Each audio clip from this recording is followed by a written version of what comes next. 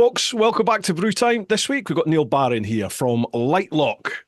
Any bikers out there, any cyclists out there, you're going to have heard of Liteloks. They are reputedly the world's best security locks.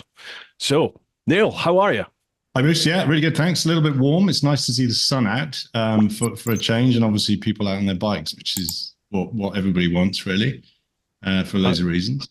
Have you been stuck in your office? Have you been locked in the office, so to speak? A little bit. Yeah. I am the boss, so I can kind of slip out and do things, but they're often rushed, like everything, because I'm a bit time poor. But I'm not going to grumble. Do you find that? I found that, like, I lived on my bike before this became my job.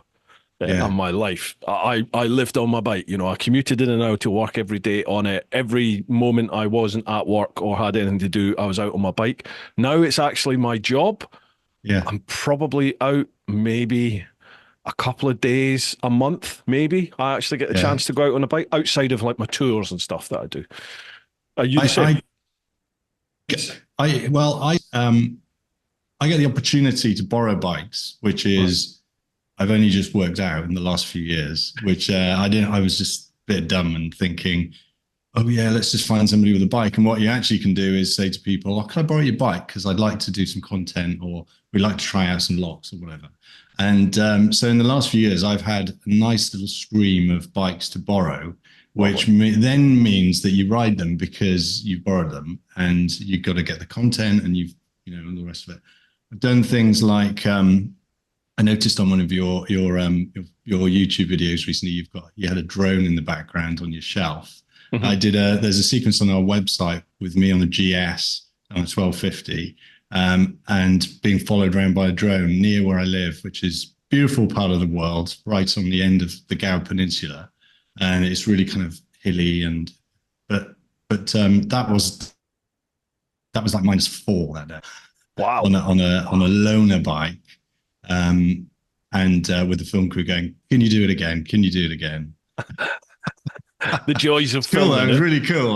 They did an amazing job of capturing it and flying it, and they had to get permission and all the rest of it, and because near an airfield. But no, those are the perks, I would say, and they're not all the time, but they're an excuse to get on the bike. This morning, I actually was going along in basically a company van with my bike in the back, and I saw a really good opportunity to take some pictures. This was with a bicycle. Last week I had a motorcycle in it, so I'll just whip out and do some photo. I mean, I'm not a content person, but if I've got a bit of an eye, so I will try and capture things, so it's an excuse, quite frankly, and you know what it's like. So, but I don't. I often need some kind of vehicle to carry stuff. So actually, a bike to work is not always the best for me. And I live sort of 18 miles away from the factory. Mm-hmm. So it's actually quite a time when I often talk on the phone, and one of my fellow director is actually in Australia, and which is convenient. He's in Sydney, and we often have quite important conversations early in the morning. Or in the night, and you probably can't do that on a motorcycle. What you need to get is the old Cardos. Absolutely, yeah. Neil, your mic. I think you're going to have to bring your mic a little bit closer to your mouth because the audio keeps cutting out. I think because it's looking for that audio source, so you need to bring the mic if you can. Right. Just bring it next to your mouth. You're not worried about the video, are you? No, not at all. Just like how I have. You see how I have my mic right in the shot. Yeah, so is that okay? It should be perfect. Sound? Yeah, fine. Right? All good. Because otherwise, there's probably initially when you were talking, it would sort of catch a little bit and then drop out, or it would miss the first couple of words and then drop out. Right, folks, you're back. We've sorted that, hopefully, so the audio should be tip-top now. You were saying there about, you were just driving around with a push bike in the back and you saw this opportunity for content. Yeah, it was a high tide, actually, and the boats were just floating up in an estuary which normally looks a little bit kind of short of water, and so I just stopped, and there were actually some Welsh water vans just sitting there, obviously having a break. I must have thought I was mad because I went and took this bike out the back, locked it up, and then took some photographs, did a few kind of swooshy video things with my phone, and then got back in and drove away again. And they must have just thought, what is that guy doing? Yeah. The thing is, people are used to it nowadays, aren't they? Like, Yeah. even say 5 years ago, 6 years ago or something, they maybe not 6 years. Certainly I remember sort of 2016, 2017, when I really started properly weekly on YouTube, just standing there with a camera, talking to a camera out in public. Even then, people were just like, who's this idiot? What's going on here? But now, God, everyone's doing it, aren't they? People have tripods set up in gyms and all sorts of things. Yeah. And it's interesting. I was listening to the last episode with Mike Morgan from MLP. Yeah. And he was talking about, I think you were talking about hacking your camera so you can use it as a webcam and all of this stuff. But if you want to work out to do something, you just go onto YouTube and you can find it. And so absolutely. All the, the kind of rigs that are based around phones, and it's incredible, actually. Absolutely incredible what can be done now. So yeah, I mean, the technology that's in your phone now, just the camera itself, that camera is way better than the DSLR I've got sat up there that I bought sort of 2016. This thing's amazing now, and you can just carry it around in your pocket. It's incredible, isn't it? Yeah. Right. Do you have a tipple of choice for the evening? I do. Well, I hope you're not going to give me abuse for this, but I've got peppermint tea. No problem at all. No worries. Nothing wrong with that. Yeah, a bit of hydration and whatever. But absolutely. Yeah. Well, Slange, here's to your health. Thank you very much. Cheers. Nice to meet you. And you, likewise. So, Neil, let's get down to it then. So, Liteloks, can you tell us a little bit about like Liteloks, but more importantly, how did you get into bikes? What brought you along this path to get you to where you are now with Liteloks? Go. Yeah, there's quite a lot in that actually, but I'll try and break it down. So, my original background was I was trained as an engineer. So I did aeronautics and astronautics at university, which is really cool because you can say it's not rocket science to people. And I worked for Rolls-Royce aircraft engines. So they gave me the most incredible training of engineering and technology, which I'll be honest with you, I'm still drawing on it because it's aerospace.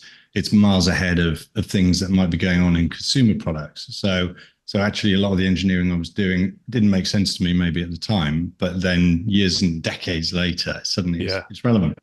Anyway, so so I'll give you a quick bit of my background and then talk about bikes. So I worked for Rolls-Royce for a while, and then I decided that actually I wanted to develop whole products. And I realized that in a big company, it's not really the way it works. So I guess that I started to get interested in innovation and design and creation of the whole thing.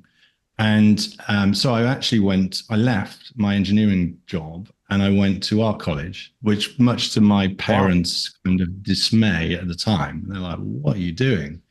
And I ended up doing another 2 degrees. And I ended up at the Royal College of Art in London, which you might know is very famous kind of only postgraduate course. And I ultimately ended up as a visiting professor there, which was really, really cool, on a program between Royal College of Art and Imperial College in London. So huge, like 30,000+ students, less than 1,000 students, a course which just took international people from all over the place, all kinds of backgrounds, trained them to be innovators. And I basically never left, really, because I became a tutor and so on. And at the same time, I ran an innovation consultancy and design consultancy. Right the way through all of this, I was riding bikes. And I've had 3 bikes stolen in my time. Those have all been pedal bikes, touch wood. And so I know what it's like to have something stolen. I actually couldn't believe it. 2 of them, I literally didn't believe what had happened. Thought I'd made a mistake on where I'd left them. And from an early age, I'm one of those people that, and there'd be loads of people out there of my kind of age thinking the same thing. My parents wouldn't let me have a motorcycle when I was young because they were too dangerous, right? So what I did, and I haven't fessed up to this, I don't think to anyone too much, but some of my friends had enduros, and they were the thing that I really wanted. So do you remember like RDs and DTs and all those kind of bikes, sort of scrambly type bikes? And I really wanted one of these. And one day my father came home, bless him, with a bike in the back of his camper van, saying, well, I've got your bike. It might not be what you want. And he got it out, and I'm like, trying to be polite. It was now actually, this is kind of cool. It's become cool. It was a Honda step-through C50. The kind of, it's actually got, I think it's got no clutch. So you kick the gears through, or, well, I did anyway. So that was my kind of first bike, and I was hugely disappointed with what it was. So what I did was I didn't tell him that. But I actually started rebuilding it, and I tried to make it into, I literally took a hacksaw to it. I just cut bits off it. I absolutely butchered it. But now if you look on, I'm sure you've seen that there's a whole load of Honda Cubs and those kind of bikes that are used off-road or custom, and they're really cool. And I was trying to do that back in actually the 80s. And so I never actually passed my test at that point. I just fiddled around with bikes and just rode them wherever I could. And then that bug kind of went into the background a bit. I went off to university and all that. And then when I ended up in London, I was cycling back and forth to work. And a friend of mine was riding a motorcycle all the time. And I was like, I've got to scratch the itch. I've done all these degrees. And so I thought, right, the next challenge for Barron is I'm going to do my motorcycle test. And I'm going to pass it straight away. I'm going to do it really well. And I did. I was really good. I was so pleased. I could tell you, it was almost like it was the most important thing I'd ever done at the time. And I got myself initially, it's back in the days when you get a full license and it would just let you ride anything. Yeah. Thankfully. Yeah. And I got myself an MTX 125 Honda. So I got my Enduro. It was only a little one, right? And that was the most comfortable bike I've ever had. And I rode that around to London for ages. No problem at all. And then I'll accelerate the story quickly, because I then, like, the only new bike I've ever bought was actually and again, I fell in love with this. So at the time in the 90s, I've got a design consultancy, my own business. So I'm struggling away, usual thing. And I want to get around. And it was a time when, do you remember when Ducati Monster was massive? So Ducati Monster in the city was really cool. First kind of naked bike. I didn't get one of those. I actually got the sort of other side of the coin, which people were either this or this. And it was the early KTM Duke 620 single. Oh, yeah. It's basically a Duke 2. Now, this, you won't believe this now, so that was my first ever brand new bike. I rode it around in this, Bar Italia and all the rest of it. How long till you flipped it? Yeah, absolutely. Well, I bought another one. So I bought one recently. I've gone into that kind of age thing where you're like, I just want to go back and do that again. Yeah. But that's what I'm riding now. So I've got one that looks exactly the same as my original one. That's all, road legal and everything else, and that's what I ride. Because where I live is some really lovely kind of sweeping roads, which really nice views and stuff. It's just awesome. Yeah, very uncomfortable though, and it's not a touring. What I would love is a bike that you can go long distance on. That's the next thing. Yeah. Have you still got the Honda, the step through? Did you keep it? No, I wish I had. I don't know what happened to it. Unfortunately, my parents have a habit of clearing out my stuff, like my old skateboard that I made from scratch. I went back and went, have you got that skateboard where I'd saved all my money up for the trucks and, I made the deck and everything? It's gone. Yeah. So same thing with the step through, but very cool. I can remember making my own throttle for it. Wow. So, early days of invention for me, I didn't have any money at all. So I'd make stuff, just make it. And the throttle had some problems, and I thought, I'm going to make another one. So a real bodge, but kind of worked. Did the job. You said you had the design consultancy in the 90s. What sort of sector was that in? So really diverse. So actually, it kept going. It's sort of like pretty much dormant now, but there's probably the biggest thing that nobody knows I ever did so we did some packaging. We did stuff for Body Shop, which was quite cool. Really like consumer facing, but still sustainable. And if you go and buy vitamins in Boots, the little bottle with a round lid on the top, have you seen that? So if you buy vitamin C or something, I designed that. So in the sort of early 2000s, it's probably my highest volume product by miles. Wow. And the brief was, needs to be a premium product, largely older women buy it. Nobody understands which vitamins are which. So what we did is we put the vitamin on the cap, we rearranged the whole thing, and we made it easy to open. So it's actually based around your hands. So my kind of design is very kind of reductive. So trying to get simple execution. I would say to people that actually it's easy to make something complicated, but to reduce it down to simplicity is actually a lot of work, and you have to try really hard to do it. So I did that. I also did the other end of the spectrum. I did some crazy cool stuff. So having the opportunity to ride bikes now, I also play the guitar, and I had a brilliant job, which was Intel. So they make technology and chips and stuff. Wanted to try and communicate this is the emergence of Wi-Fi and putting data everywhere and everything else. And their chips are inside computers and nobody could really see it. And they just wanted to make some PR things, basically. So I got two jobs off the back of each other. One was guitars with Fender. And I went to the Fender factory and I developed a Telecaster with a recording studio in the back of it. Wow. And made it. And we made, I can't remember how many we made. It might have been 10, something like that. And my business is only tiny, but nobody would machine it. So I had to do it. So I had to do the machining, the designing, the making.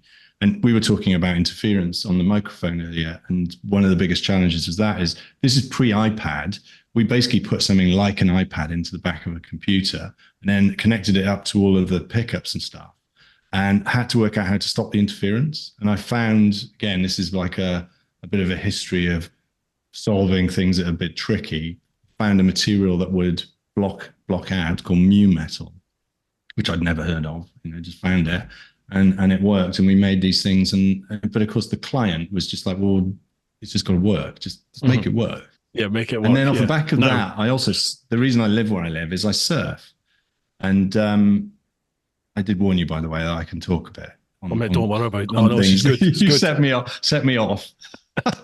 These are the episodes I love. Go. Yeah. Good. So I also surf. And there's a reason I live where I live is because of surfing. We live near the sea. And when I lived in London, I am from Wales. So I'm from up the coast, but we were commuting up and down and going surfing. And it was kind of like, well, why don't we just go and live there? Crazy kind of thing. Commuted for a few years. Anyway, the next job that came along was actually a surfboard. You can't believe this. And these are just plum. It's so lucky. A surfboard for Intel with loads of technology inside it that had to work. So then I got to meet all the pro surfers. I went and I Wi-Fi'd Floyd Beach in Devon with my little team. And we had this pro surfer on it, went out, does it leak? And it didn't. It didn't leak. And I was the most amazed by that.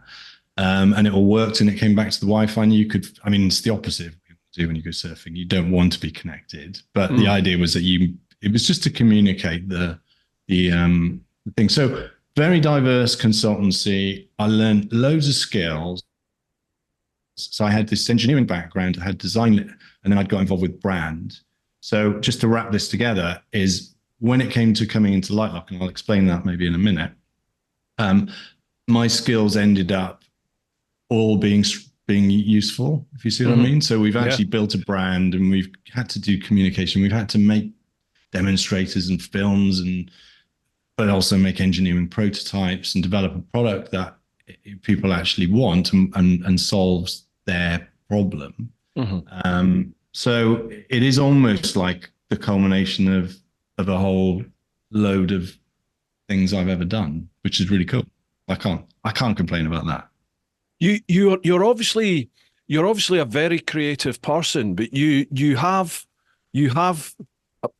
you can see it straight away when you're talking. You obviously have this creative side, but this very logical side. And often you find creative, artistic people, they're incredibly expressive, but they tend not to be like logical in like the mechanical sense, and the two extremes almost. But you plainly have both of those abilities. Thank you. But Bruce, I think people, unfortunately, it's a bit of a curse because people are suspicious and they just want to put you in the box. So you're the designer that just cares about how things look. Yes. Yes. Or you're the engineer. Yeah. You just care about how things work. You have no idea how to make them sell. And what I actually am is I've become, anyway, I've learned how to do this is I am a CEO. I'm driving a business, but I'm also inventing. And when people ask me, how do you describe yourself? I often now say, this is the easy way. And it's also, I think, quite good. I'm an inventor. So I am an inventor. I invent stuff. I make stuff that actually works, that then you can exploit and there's a problem and you can create a business. The fact is that before Liteloks, I was actually doing this for everybody else. And I had a moment of, I was doing these water dispensers for a lovely company in England, and I was going up and down to their business, and I watched their business go from like this shack to this huge warehouse, and it was full of my products that I designed, and I literally designed them all, and they were awesome to work with. I love doing it, and it's the same thing. But I was actually creating their business for them, and they were doing the commercial side, of course. I wasn't doing any of that, but the opportunity to then to do both things. So I'm really proud of the fact that I'm sitting now in this factory, which is a solar powered factory. So we have 50 kilowatts of solar on the roof that powers our electric van, that actually powers all of our machines. And I'm perfectly comfortable flitting from, let's talk about this color, to, oh my God, what about HR? We've got to sort this issue out, or a contract or something. And I love it, but people are really like skeptical, and they're like, how can you possibly love all of that? Stay in your lane. Yeah. Get out of your, exactly. And I think the world's changing, Bruce, honestly. I think that education, I told you about the Royal College of Art program. It's called Innovation Design Engineering. That's a classic, but there are loads of these now that take people and say, well, actually, not everybody's the same, but we can actually all have, different sides to us and different combinations of skills. And it's pretty common for the sort of younger generation now to not see one career pathway. They actually, like I did, I went through, and they've all built into one thing in the end. Yeah. I didn't know that as I was going along, Now people are actually actively going and just doing different things, and actually, what is it? Your slogan? Live your life. Yeah. Live your life. And I do feel like live your life is the number one thing if you can. And if you can do, and this is what my father taught me, if you can do what you love every day, and I get up every day and I love what I'm doing. There are moments where I'm struggling and it's hard and there's stuff to do and you don't stop thinking about it. There isn't anything better than and you're the same. I know your story with the police and so on, but you're doing something you love. You've created it. It's yours. Yeah. It's going to have times where you're thinking, geez, what have I done? But it's a roller coaster, isn't it? But that's life. But people don't realize that, and people don't know how hard some things are. But at the end of it, if you can try and it's easily said, because I'm not always doing this, by the way, if you can sort of step back from it and do the, what does he call it, helicopter view, and actually go, well, hang on, it'd be better if we did this, this, and this. Then I think, anyway, I'm rambling. Sorry. No, it's stuff that fascinates me, because I'm going through this journey now as we speak, and I've been doing this sort of self-employed full-time life now for 4 odd years, and obviously I come from the polar opposite, working for the man, working for the government, where you didn't have to worry about being paid because you were always paid every month, no matter what. The business didn't matter how many people you arrested, didn't matter how many things you dealt with, you just got paid. It happened. Didn't matter if you were sick, didn't matter if you got injured, you got paid. Totally different when you're self-employed, isn't it? If you don't put the graft in, like if you're not always putting in the grafting, like doing the socials to market yourself. If you're not producing the content, if you're not on the top of your game all the time, you see almost instant results, and that can be financially as well. If the views drop, your payment from YouTube drops. If people lose interest in you, you don't get merch sales. The Patreon side of things drops off. I do tours. Absolutely. All And the other thing though is that you might not see an effect immediately. So you might be, what you're doing now might actually impact what you're going to do and what your business is going to do in a little while, and that's quite tough. I don't think anybody that hasn't run a business really has any idea. And I having been through a lot of real big stuff over the years, properly trying to scale something, people are saying, what you're doing is really hard. And I don't see it like that. And I've also been told, by the way, by one of our investors that I'm a risk taker. And I didn't even know I was. I genuinely didn't. I wouldn't, if you'd have said, are you a risk taker? But he was saying you're clearly a risk taker. It's made me think of, putting the old, get the chips across the table. But sorry, what was I saying? I've completely lost my thread. Apologies. You were saying about being a risk taker in business. Well, what were we talking about? I think I was sort of getting it. If you stopped and thought about it for a minute, you might actually not do it. Yeah, and everything that you have to deal with. Yeah, and things are hard, and you do them. Oh, I know what I was going to say. Sorry, this was leading somewhere, which was whenever people say somebody so-and-so has built a business and everybody always builds the story around, and I'm quite interested in listening to podcasts about this, by the way, and hopefully other people find my story interesting. But there's this thing of like, oh, it must have been quite easy for them. They had some money or something happened, or it never is. It's always a nightmare at some point. Whether they choose to tell people about that nightmare or not is the question. Yeah. And how they dealt with it is the other thing. But I have utmost respect for anybody that's built anything, whether it's a coffee shop, anything that works for them. Absolute respect. And it takes it takes 100% of you. And it has, but it's also fulfilling. And I think our world is now more full of these kinds of people than it was when I was running a business back in the day. Yeah. It really is. It's like people are empowered. I think COVID did something for a start. It made people stop and go, well, actually, what do I want to do? And we saw it. We couldn't get any people to work in the factory at one point.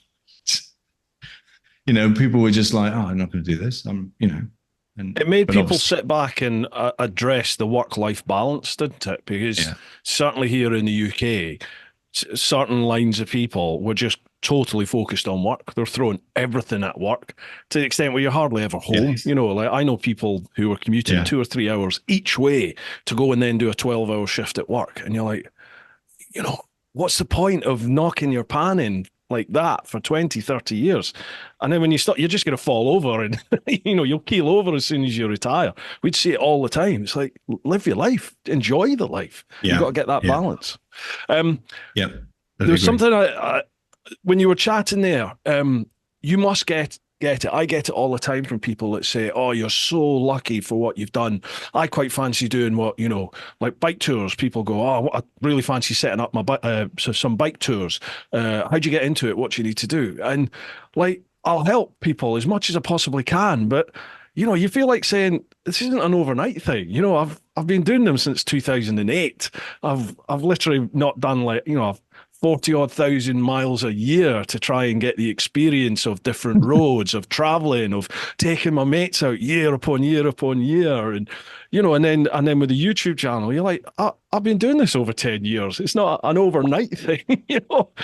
I am fortunate, and we are fortunate to do things that we love. But I am a firm believer in the fact that you make your own path, and it's up to you to decide what you want to do, be realistic with what you're capable of doing, and then figuring out your path in order to attain that and achieve it.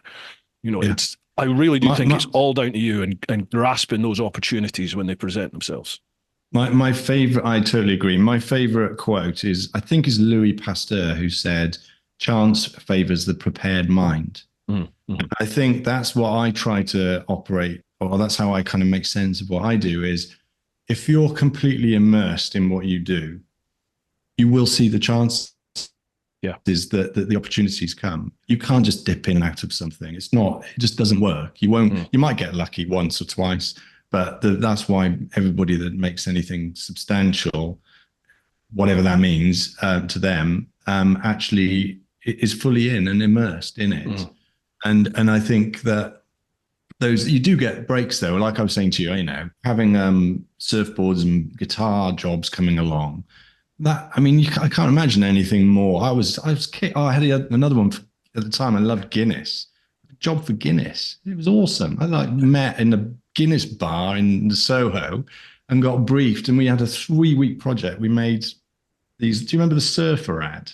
Yeah. So we got the script for that before it was made, and it was like this big thing, and we want to promote it, and this is another PR kind of job. But we made these. I can remember most of this. It's a little while ago. But, the beer takes, I think it's 112.5 seconds to pour and to settle. So they wanted something for the person to do while they're waiting for their beer that would promote Guinness. So we made, again, another perfect job. We made these little surfers that were credit card kit. There was a stainless steel photo etch one. There was a surfer, and you snapped him out with a little fin on his back foot, a balsa wood board. You put it together. It took you just under 2 minutes. You put it on your pint. You drank your pint, and the surfer just surfed the top of them. So we made this, and we did it from concept, from the pub to the final delivery of thousands of units in 3 weeks. It's awesome. Brilliant. Sorry, that was a diversion, but I just remembered that. But again, that's an opportunity where you could have gone down the line of, holy shit, Guinness. Yes, God, that's way out. I can't deal with that. That's way above our level. But you didn't. You took the punt. You went for it. And I think that's the difference, isn't it? Between those that wish and those that do. You just have to. But the other thing is that when you see the final thing, you don't realize that actually there was lots of work that went into it. There were loads of prototypes, even though it was 3 weeks. It was the same process we go through in developing a new lock technology that might take years. Yeah.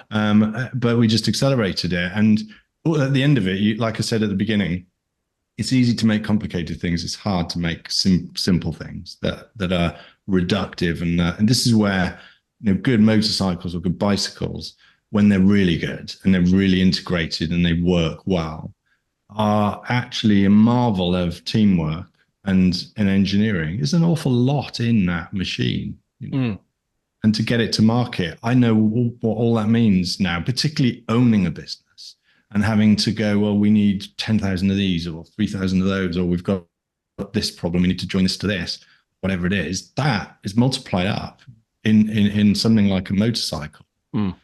And then you've got riders at the end going, oh, I wish this was a bit so-and-so, and, which is fine. It is fine because that's actually the feedback you need. Yeah. But you think, well, it's a marvel. Engineering is a marvel of kind of human effort, really.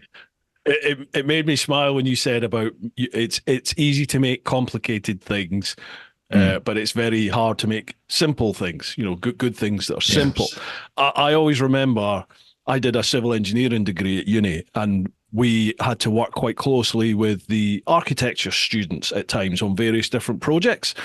And the tutors and things on the civil engineering side were just not dismissive of architects, but they were just like, wait till you see some of the design concepts they're going to come out with. You're like, they'll look amazing, but you'll be like, how the hell do you build that? Like floors just levitating in the middle of nowhere with, it's just like, how have they done that?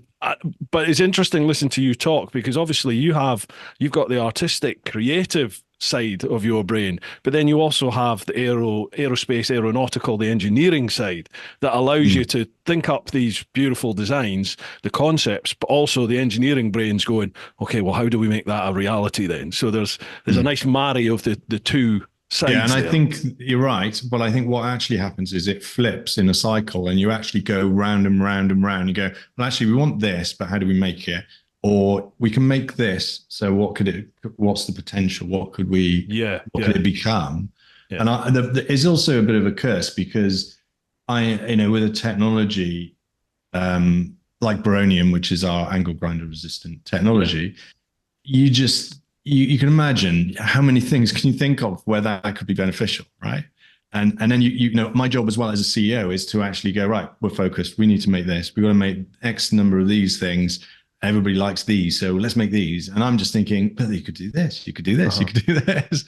So I find myself, and again, I have got, I wouldn't say luxury of this. It's not really luxury. It's permission to create strategic things. And I've got, so everybody that knows me will know that I have, wherever I am, I have an office full of stuff that's like brimming, and I know where everything is. But I've got little secret things going on that are just, you know, quietly just doing stuff. And people are like, oh, so what did you do? And it's quite weird in a business like this, because actually I'm always working on the next thing. And it might be that actually it's a dead end. So I don't involve everybody or sometimes anybody in all of it, because actually there's risk in that. So, and also, you know, you kind of want to keep it confidential until it's ready to have more people's input. So I can remember doing one lock in the not very long ago, and got it to a certain point, and the engineers are firing and they're getting it, really making it better and better, and it's really cool. And then I'm coming to all these meetings. Then they're a little bit like, but you don't seem like you're doing something else, aren't you? And I was working on X, which is the angle grinder locks. And I just didn't tell anyone. So I'm just doing it.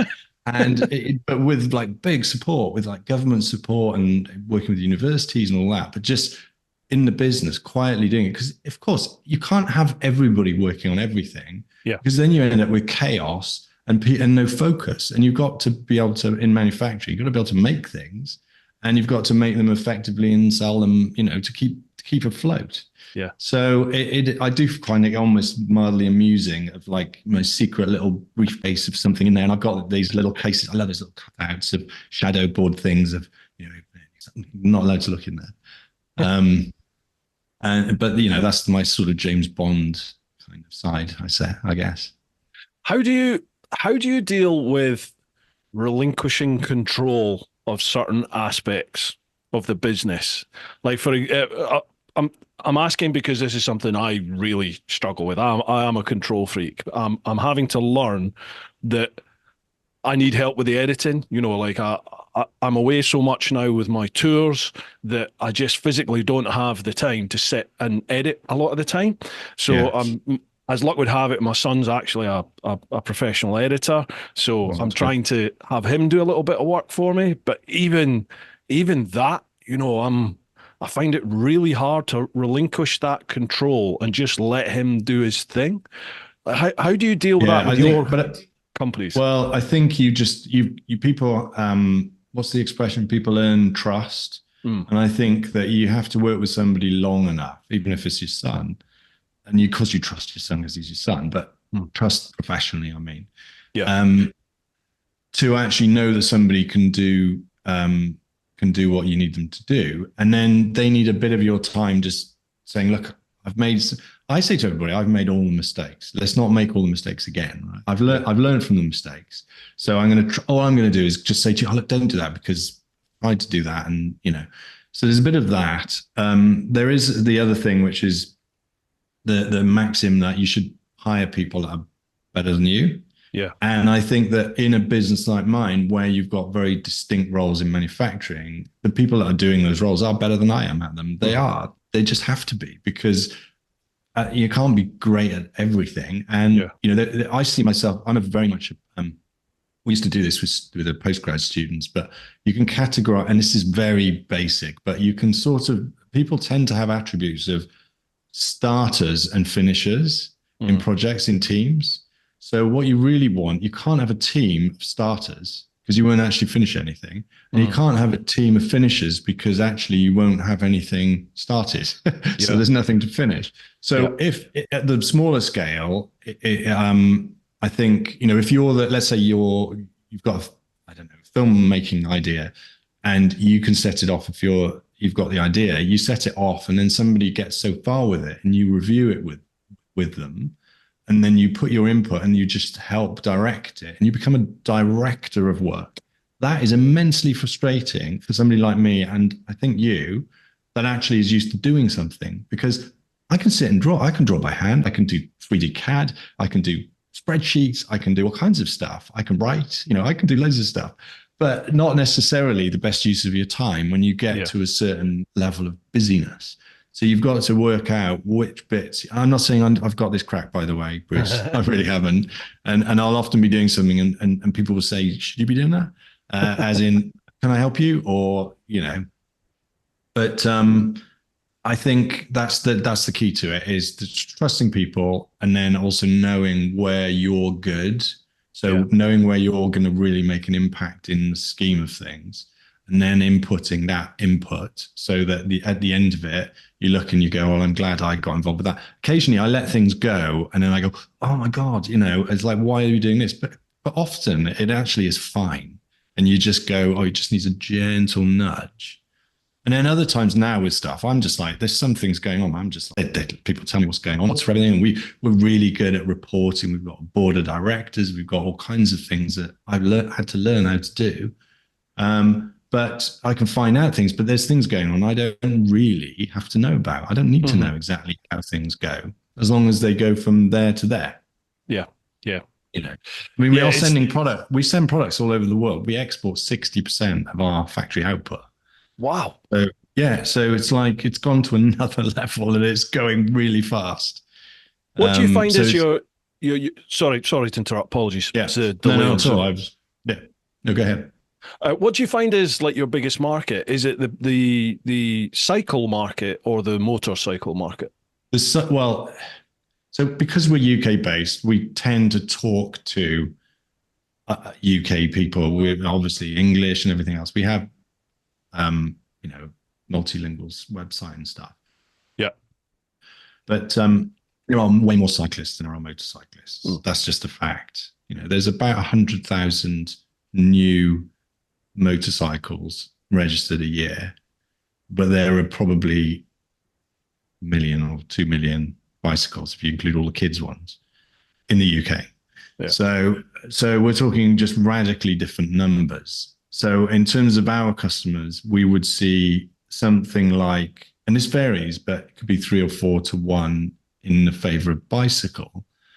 But actually motorcyclists are really interesting because of the stuff I was talking about earlier about motorcycles and engineering and stuff. They tend to be really good at researching and going out and understanding the problems that they're facing with security. And then they just go, I need this. But there are more cyclists than motorcyclists. That's just a fact globally. But motorcycling is changing, isn't it? The way that it's become portrayed and the kinds of little tribes of types of rider and the coffee places that have grown up, or the places to go. I'm so pleased it's like this. Yeah, the sort of hipster movement, the coffee house hipster movement had a big impact on motorcycling because the whole custom sort of cafe racer scene really came back to the fore here in the UK, especially. So you had your bike sheds and like after the bike shed, there were so many new coffee house, cafe type, lovely, not greasy spoon type places, but really nice cafes spring up all over the country. And it's nice. I definitely notice it. A lot of people say they don't, but I notice there's a new blood coming into the biking scene. Not always youngsters, but there's a lot of people that do what we did. They're getting to that stage in life where they're like, I always fancied a bike, but they never did it. And now maybe they have the money to do it, or they've not got the parent there going, no, you're not doing that. Yeah. So they go and do it. And I see a lot of new people into biking, but I'm not sure if the bike sales reflect that, but it does feel to me like it's growing.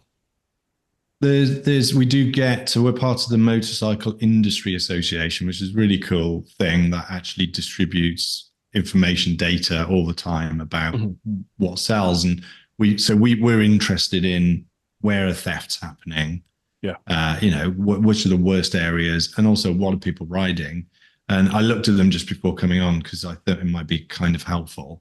What was interesting was, it's not surprising, but scooter sales are way beyond motorcycle sales the last year, and this is because and that skews the sort of CCs in a sort of 125 kind of size.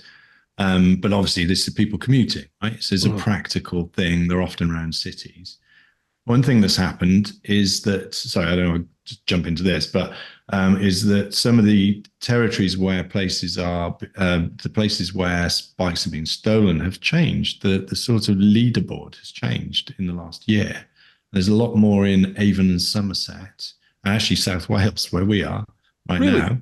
Yeah, they've jumped up the leaderboard, and I'm not sure exactly why, but we'll dig into it. We obviously, but yeah, so there's stuff going on. There are more people coming into it. I really like this kind of cafe culture thing, and it's your live your life thing again. It's like you can go and ride your bike to a coffee place. I love good coffee. We had a meeting yesterday with a supplier. I took them to the best coffee place I could find near where their factory is, because it's like, let's go have some really good coffee. And if you do that on your bike and you just sit, looking at other people's bikes and it's really enjoyable, I think. Yeah, definitely. My issue these days is knowing where all these decent bike cafes are. It's yes. I often see them, I pass them, or you see them on social media, people posting up. But just like, if I want to go for a ride, I would love it if there was like an app, or even if they could integrate it. I'm a big Moto fan, so I would love it if they did it. But if there was just an app where you could just go, right, I want to generate a route to do. Where are the bike cafes, the good bike cafes along that route? Yeah. I bet it does exist somewhere, but it's finding it. Yeah, folks, if you've heard of it, please let me know. I'm the same. I keep noticing, finding new ones. People, mainly from social. We have outreach, which occasionally somebody will say, "Well, have you seen this?" And that's how you find them, and you just expand them. But you've got to, I agree with you. I think finding new places as well is quite joyous, isn't it? Yeah. Well, because if you're out on a route and you just want to go somewhere, it's brilliant to know that you're going to go and have a really good coffee with a bunch of people. And this week I dropped into do you know Baffle House that are in great so cake. Baffle House is great just cake. Awesome. They have just opened a little pop-up in something called the Old Post on the A48, which is near Cowbridge, so somewhere near Cardiff. And this is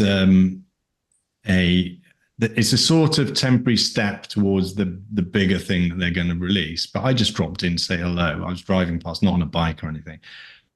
And it's like 2 days open, and there were about 10 bikes outside. Yeah. And, it's amazing. And it's a tiny little place at the moment until they expand it, but it's really cool. Sorry to interrupt, folks, but just a quick shout out for this week's sponsors, who are, as always, Ultimate Addons. Ultimate Addons have been backing the podcast for the last few years, and I've been using their products since probably around about 2017, 2018.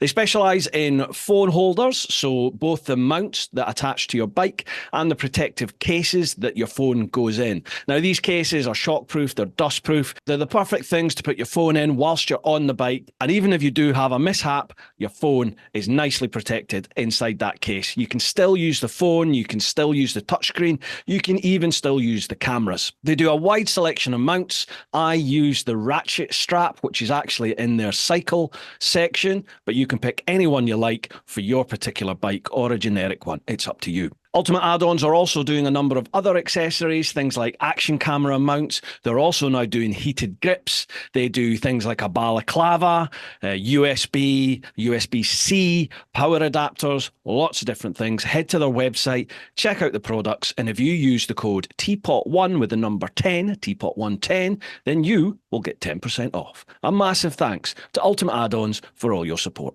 And a massive shout out to all of you over in the clan, over on Patreons, patreon.com/TeapotOne. I literally could not do this full time without your support, folks. So thank you from the bottom of my heart for going that extra mile with your support. You're also the backbone of the Brewtime podcast with all your questions. So keep them coming and we'll go from strength to strength. I said there that I don't often get the opportunity to get out on the bike.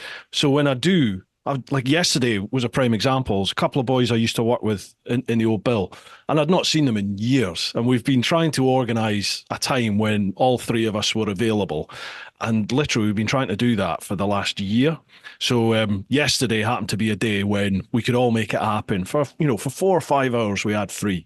And it was just a case of, right, let's go. Where are we going to go? That's decent roads, and we'll go and have a brew, a decent brew somewhere. And I was Googling cafes and, good biker cafes, and like there were some popping up, but a lot of the cafes are like pubs, you're like, nah, there's got to be like a good, proper cafe. It's a social thing. I bet you there's there'll be someone on Instagram or somewhere that'll just know this. Yeah. And I would have thought, but I agree. We'll after this, we're going to have a look, shall we? If I find something, I'll send it to you. Thank you very much. Likewise. And folks, if you're listening or watching, if you know, leave me a link down below or tag me in the socials, because we need this. And if there's not and you fancy doing it, do it and let me know and I'll promote it for you 100%. Okay, right, Neil. Absolutely. Litelok. How did you get into Litelok? How did this all arise then? How did you arrive going, right, I'm going to go into bike or motorcycle security? So I mentioned to you that I've had 3 bikes stolen, those bicycles. And obviously that was in the back. I also mentioned to you about my work with the Royal College of Art and Imperial College. Yeah. Years ago, there was a bicycle innovation workshop. Mm-hmm. And in it, the little team that I actually mentored or ran came up with the idea of lighter weight bike logs, basically. Mm-hmm. And it took some years of absolute failure to get anywhere. So this is way back until I actually thought this is a really good idea, but actually the execution of it, or just the whole thing, bearing in mind that I'm doing another job at the time, I'm teaching and I'm doing a design consultancy. So in 2014, just the end of 13, a friend of mine from university that I'd done a project with, or a few projects with actually, since, had actually sold his business. This is the guy I was talking about earlier that's in Sydney, Will Riley. Yeah. And Will came to see me, and he was doing his tour of the world, having sold his business, which I was extremely envious of. But I met him in London for a beer, and he told me some stories of travels and so on. And he said to me, I mentioned earlier about my little secret projects. He said, well, what have you got in the bottom drawer? And I was telling him all the projects I was working on. There were all kinds of things, speculative things, constantly coming up with like crazy stuff. But one of the things that I told him about was the bike lock idea. And I said, look, it's just failed to get off the ground. It's technically not there, but also it's just trying to do it with some other people. It just wasn't working. And he said to me, why don't you give up everything you're doing? I'll back you and we'll start a business that does just start again. He said, I reckon, and this is a guy that's genuinely backed me, I would say. Yeah. So I'm happy to give him the massive credit for that. He's our chairman, non-executive chairman on the board. And so I said, well, okay, let's talk about it. Because I kept coming back to this thing, of like sort of fascination with it. So I had young kids, and again, it was like another moment of, oh my God, you just stop everything. You've got this, professorship, you've got all these things going on, but you're just going to go and do this other thing. And I took an office in Swansea, which was, again, I'd been working from home for a bit, and I was really quite used to that because I'd had young kids, and I was like, right, I'm going to do this properly. Went and found an office. My kids, I've got photos of my kids all the way through the business. So this is 10 years, exactly 10 years ago, putting together my furniture for my new business. And it was basically me in an office with this guy in Sydney cheering me on, basically starting again. And I started again. And within a year, I got some technology together for the first product. And we took on a couple of people. We were really, really constrained. We didn't have a lot of money. We were just kind of doing things in a very organic way and sensible way. But both of us, he sold a marketing agency, so he has that marketing side. I'd obviously done all of what I'd done. So the combination was good. And in 2015, we went from secret. We didn't even have a name, and the name changed because the company is actually called Zeal Innovation. And the reason for that is because it's an innovation company to make other things, to make whatever we want to make. And Liteloks is a brand, and it actually was called something else until we got a trademark dispute, and we were like, "Oh, it needs to be called this." So that all happened quite quickly. We decided at the time, and I knew a few people that had done this, to put the first product onto Kickstarter. Mm-hmm. Kickstarter and it's become something slightly different, but it is a crowdfunding platform for products and projects. So there are films on there are products like ours on there are even books and things like that. And you basically got an idea, you pitch the idea to the audience, and you have a particular period to sort of raise backing. And the backing is basically pre-orders. So effectively people going, if you can make that, I'll buy one of those, and they give you their money. Then it shows investors that you've got X amount of pre-orders. But you're not giving away anything of your business. Yeah. So you are putting the product out. Now, actually, it seemed like a great idea, and it was a great idea. We did £232,000 in a month. Jeez. We went from secret to that. And we did I know all the numbers, 1,749 products in a month. And we were like, oh, there might be something in this. Not that we didn't think there was. And I put everything into it. You can imagine everything went into this. And I actually answered all of the comments and questions myself, because we subsequently went on and did another few of these campaigns. They are hard work. They are really hard work. Long hours. The thing that got me through it was Breaking Bad. I actually watched the whole of Breaking Bad during Kickstarter. I go to my poor wife, because she's not really into that stuff. She was like, what are you watching now? And every time she'd come in, it would be some really insane bit of Breaking Bad. And she'd go, what are you watching? But it switched me out of it. But we did this, and then we obviously set about, I'd already placed some of the tooling orders, and things were all becoming a product. It was a product, but there was a lot to do, and it took us probably the best part of another year to get the first production through. Made in Wales, and I'm proudly Welsh, but I'm proudly manufacturing in Wales, which is important to me. And interestingly, over the last few years, more things are coming back. But it's that control of your technology and just the ability to hire people and create some value in our economy. So is the whole product made and manufactured there in Wales? Yeah, so we have some parts come in from elsewhere, but we are a proper manufacturer. That's fantastic. We've had a factory since about 3 or 4 years. So at the time of that Kickstarter, we had little outsourced suppliers. And we still have some of those, including the original one. But we've realized, and COVID did this to us. I can talk to you about COVID in a minute, because it's quite interesting from my perspective, what I did. But it meant that we couldn't get things made in places, but also there's some things that, this is the inventor thing, the things I'm coming up with sometimes to make that cost effectively. So we go, well, we can, and we do it. We created, I'm jumping around a bit, but we created our own processes. So in not just creating a product, but creating the processes that make the product. So you wouldn't believe what goes into each product. You look at the product and think, well, this just probably comes out of a container somewhere. No, it doesn't. It has loads of people, not loads of people, but we have 28 people. So we have lots of people doing, we have a small team of people doing the development. And then we've got people making the parts and bringing it all together and assembling it and putting it in a box. And we send the box behind me, the sort of, there it is. That one is the X1 and the X3 box, which is the kind of D-lock type lock. Yep. So this one, that's a box which is made within a mile of where we are now. Really? And there's no glue. There's no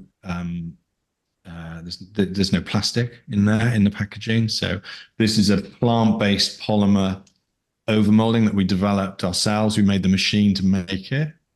It's just nuts. When I look at it, I think we haven't just made this product. We've actually made the whole infrastructure around it. Yeah. And we have a lot of know-how as well. So it's exciting. And lastly, a big shout out to all of you who are either watching a podcast or listening just now on your platform of choice. If you can like, share with your mates, tell people about the podcast and help spread the word. That really does help. And if you're listening on things like Apple Podcasts or Spotify, if you can follow and leave a review or rating, 5-star is preferable, of course, then that would be absolutely fandabidosi.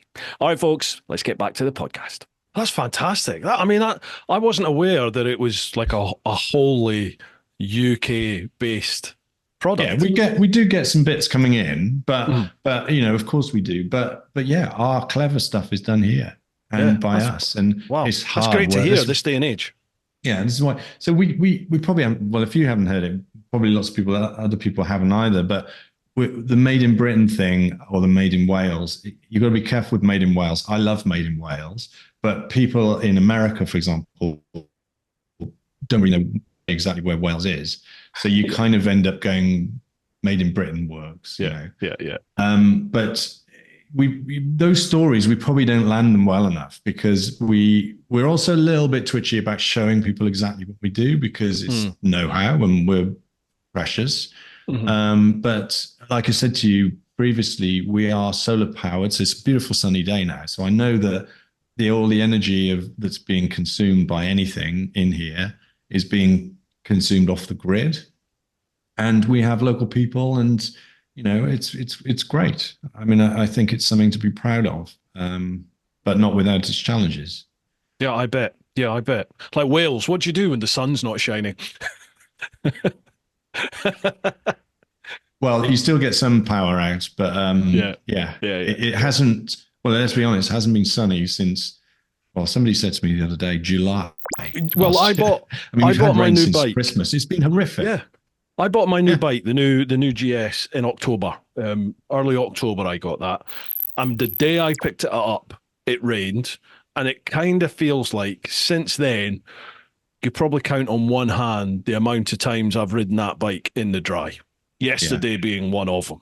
So it's it feels like it's just rained, certainly since October. It completely has. Yeah, it's shocking. Ridiculous. And I know. Yeah, it's tragic, isn't it? But it just changes everything. You see people going around today and they're smiling, and it's just changed their outlook completely. Yeah, absolutely. Right, I think that's an hour we've been gassing for. I think we better hit some questions because otherwise we might rival Mossy. I think on that 7.5 hours. I don't know if you've seen how this all goes here, Neil, but I post up on my Patreon, on my socials. So people chucking questions. Sometimes they're about you and your product and your company, and other times they're totally random. So we'll go to the clan first. Patreon.com/TeapotOne. First one, Charlie Callard. How you doing, Charlie? Evening, gents. Hope you're both fitting well. So as a Liteloks user, thank you. I have the Liteloks One Moto, and going away on the bike is made much more enjoyable knowing it's locked up tight with a quality bit of kit. So my question, you're on an exotic biking tour and you come into a small town. You decide to pass on the McDonald's and try the local cuisine. When the waiter brings it, well, this is going to be random, isn't it? When the waiter brings it out, it's ram, bull, and horse testicles. Which ones are you trying first? Sorry about these questions, Neil, but yeah. That's okay. What's the choice? Ram, bull, or horse testicles? Which one are you trying first? Oh, you've got to choose which animal. Oh, geez. I'll tell you right now, none of them. I wouldn't try any of them. No. Yeah, I'd be struggling. I did back in the day when I was developing stuff for other people. I'd go to Asia, and it was quite funny because you'd take you out for dinner, and these quite young couple that ran this factory were like, "Oh, we're going to order loads of food for you." And they ordered me these eyeballs, and I was like, and I felt obliged to try them, so I did. Oh, you didn't? No, yeah, I couldn't do it. I said, "Do you eat these?" And they went, "No." Sorry. It's even like fish eye soup. I wouldn't eat that. And I had a Jamaican mate that I used to work with, and he used to love chicken's feet, like chicken's feet soup and stuff like that. I'd be like, "You're an animal. Why would you eat that?" Oh, I have had chicken's feet actually in Taiwan. oh, Yeah, I but can they do it. look just absolutely just, oh, It's a yeah, chicken's foot. He I used to know. be I sat on the know. bus with us, just gnawing away on a chicken's foot. Oh, Oh no. yeah, I I think mean, we'll when, pass on that one, Bruce. yeah, yeah. When you're traveling, like I get asked all the time, what's the most random or obscure or minging thing you ate on the big trip, on the world trip?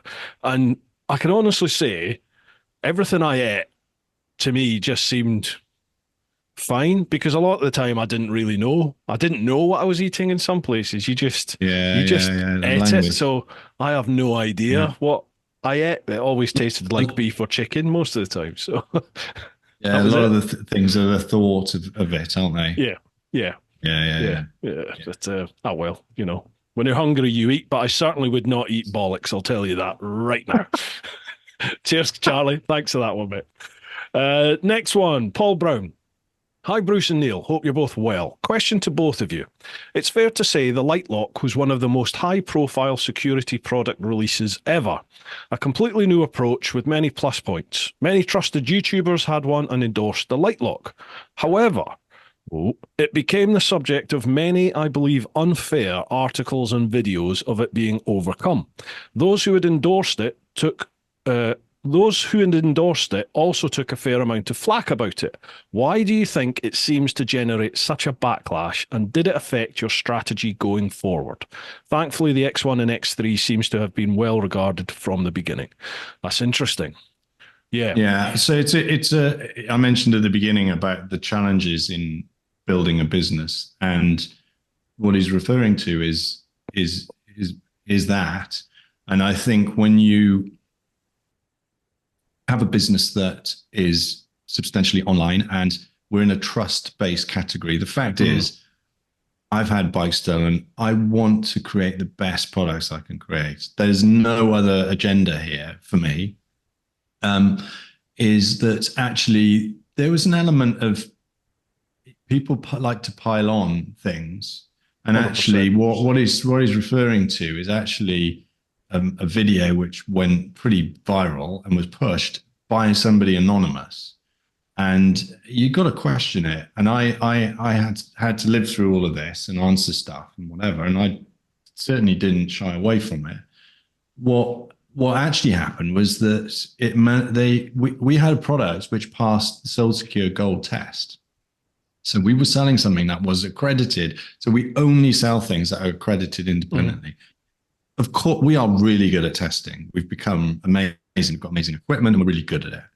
But we know that people aren't just going to go, oh, you say it's really good, so therefore I'll buy it. So because people need insurance and so on. So we go to people like Soul Secure, we go to ART in the Netherlands, and there are others around the world. Not that many, but there are a number. So the fact is that it was accredited at that high level. The stuff that happened ended up changing the tools that were used in the test because we passed the test and the tool was a different tool.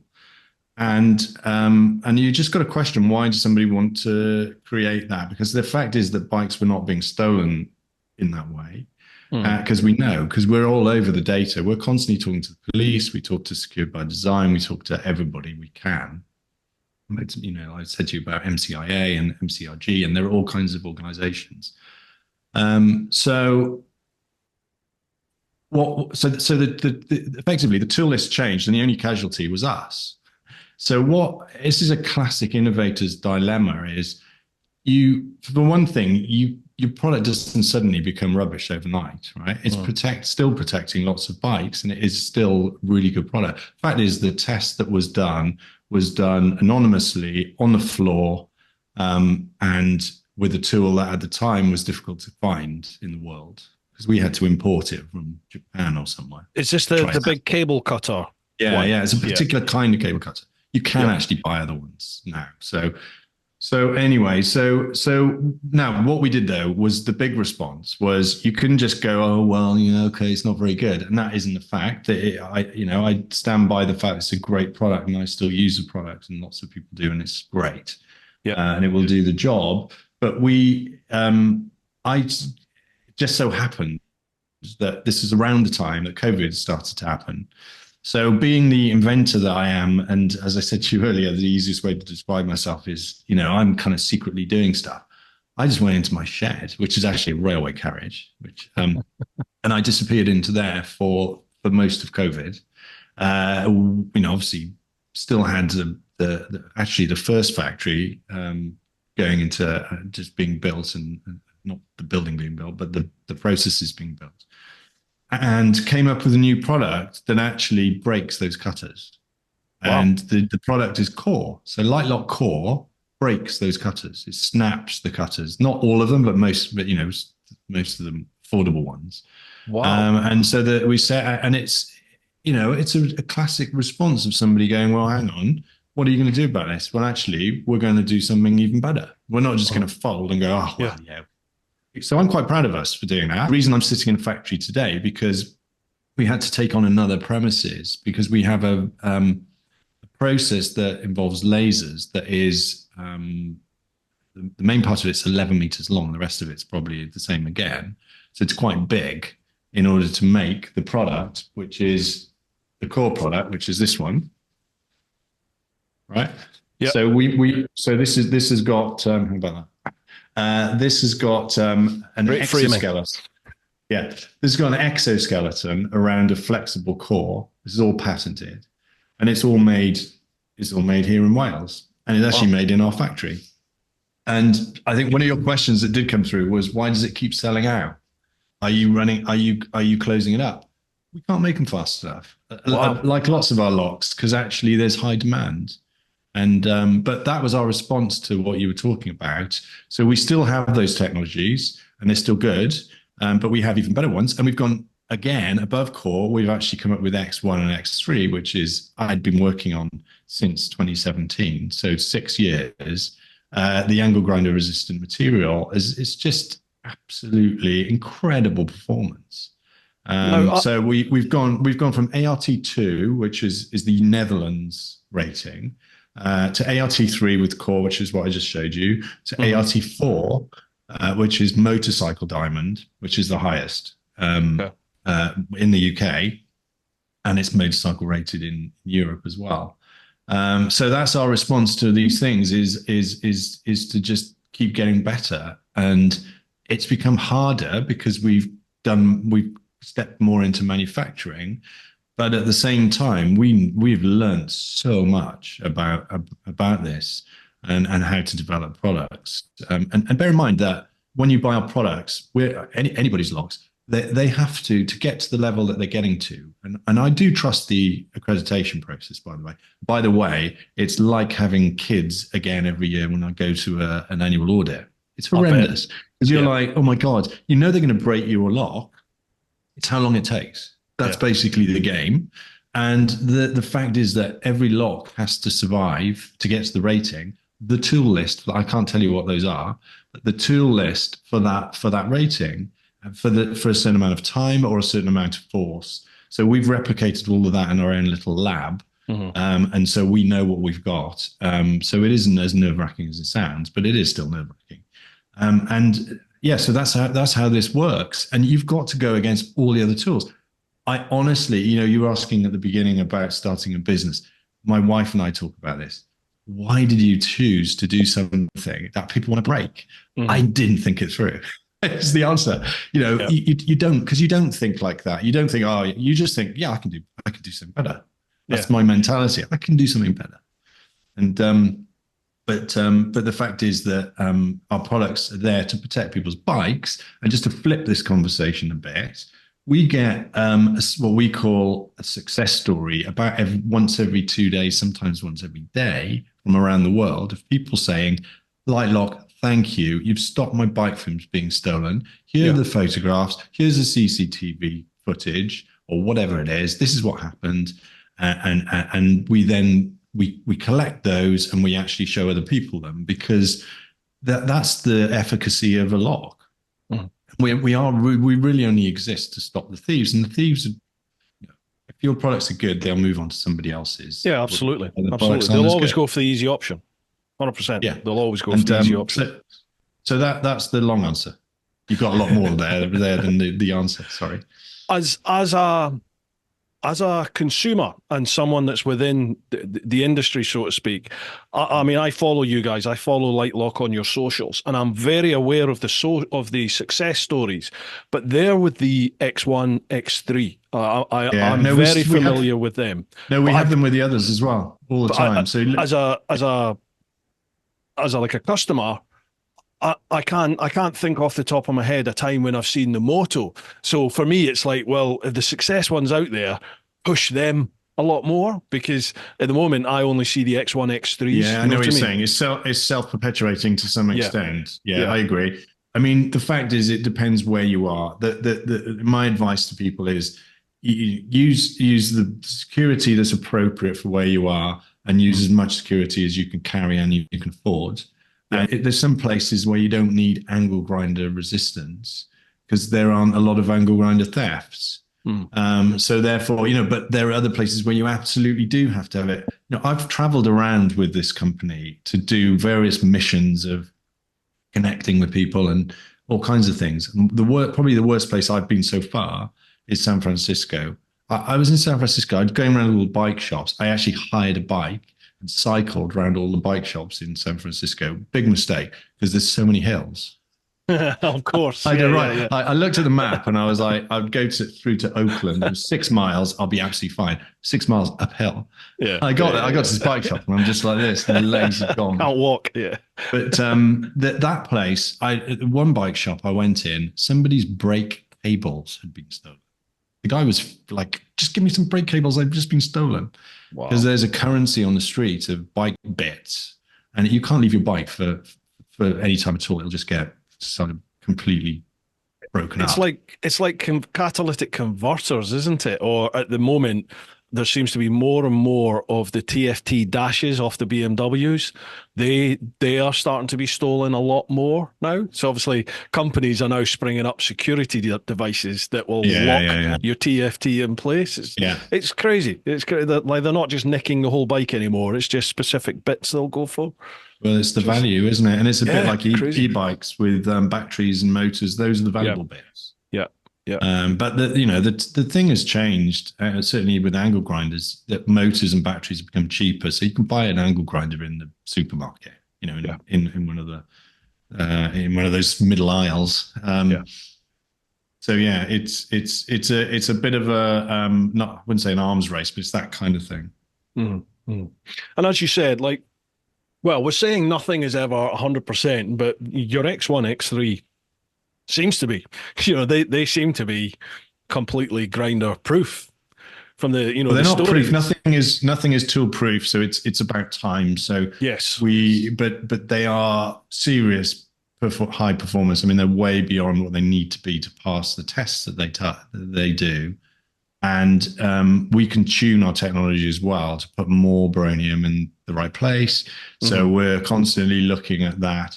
And we make sure that there aren't any places where you could find a way through. And, we are very diligent. And to do that at scale is actually quite difficult. And that's why controlling our own manufacturing is what we do. And it gets checked. Everything gets checked many, many times before it gets anywhere near a box at the end. Because we've got to do a great job with this. And one of the reasons that you'll see behind me, if I duck, there's the Abloy cylinder and the Abloy key on the X3. And that was, Abloy is one of the biggest lock companies in the world. I approached them and said, I'd like your cylinder in one of our next locks. And they're like, kind of, who are you, almost? And we wanted to put the most pick resistant lock into the most cut resistant lock we could make. And the fact is that people don't probably pick locks to steel bikes, but having a super premium, high quality, beautifully engineered key and cylinder actually makes a better, reliable product. And we put an incredible corrosion coating on that product as well, which lasts for many, many years. And it's way beyond what any other lock company will do, for a fact. I know they don't. So we test all of their locks. And so we're trying to make something excellent. That's what we're trying to do. So you'd expect that the most expensive, the best lock has got all of that kind of involved with it. And it's hard to make. We make it ourselves. Baronium. Yeah. Now, I am no, pardon my ignorance, chemist. Was baronium around before you? My name's Barron. So it's an actual compound created for you. Yeah. I ran an Innovate UK project, which is a government-funded project with Swansea University to develop highly cut-resistant materials. And it's not a new element by any means. It's a composite material.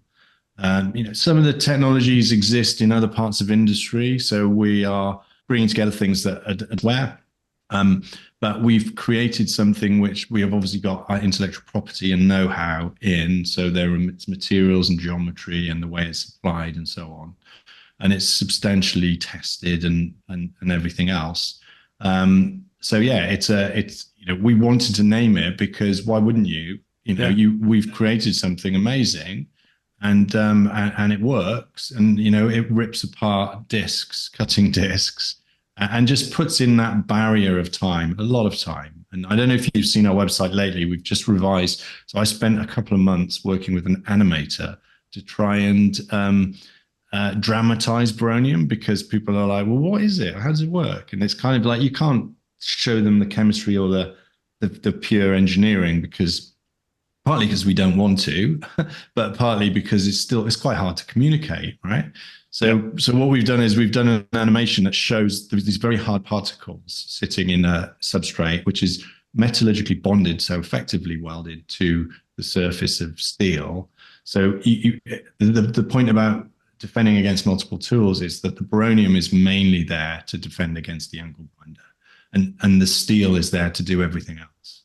So we have this kind of hybrid system with a composite material on a very good quality steel, and that's what we've developed. And to develop that at scale and to manufacture it in Wales, basically, because that's what we do, is what we've spent time doing. And we bought it, we launched it. We kind of knew what we had. I've got a couple of.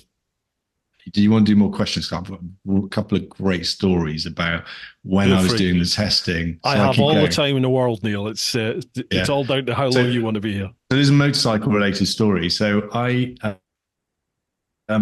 we had to YouTubers and things. We had back in the day, a few years ago, we had somebody on YouTube that angle ground one of our locks and went, well, it's not that good against an angle grinder. This was not meant to be an angle grinder resistant lock, right? And we went into dialogue with him rather than going to denial. We talked to him and we said, look, he had a title on his video that was a bit misleading, and we just talked to him and said, look, what do you think? He was very reasonable. He was a locksmith in Colorado.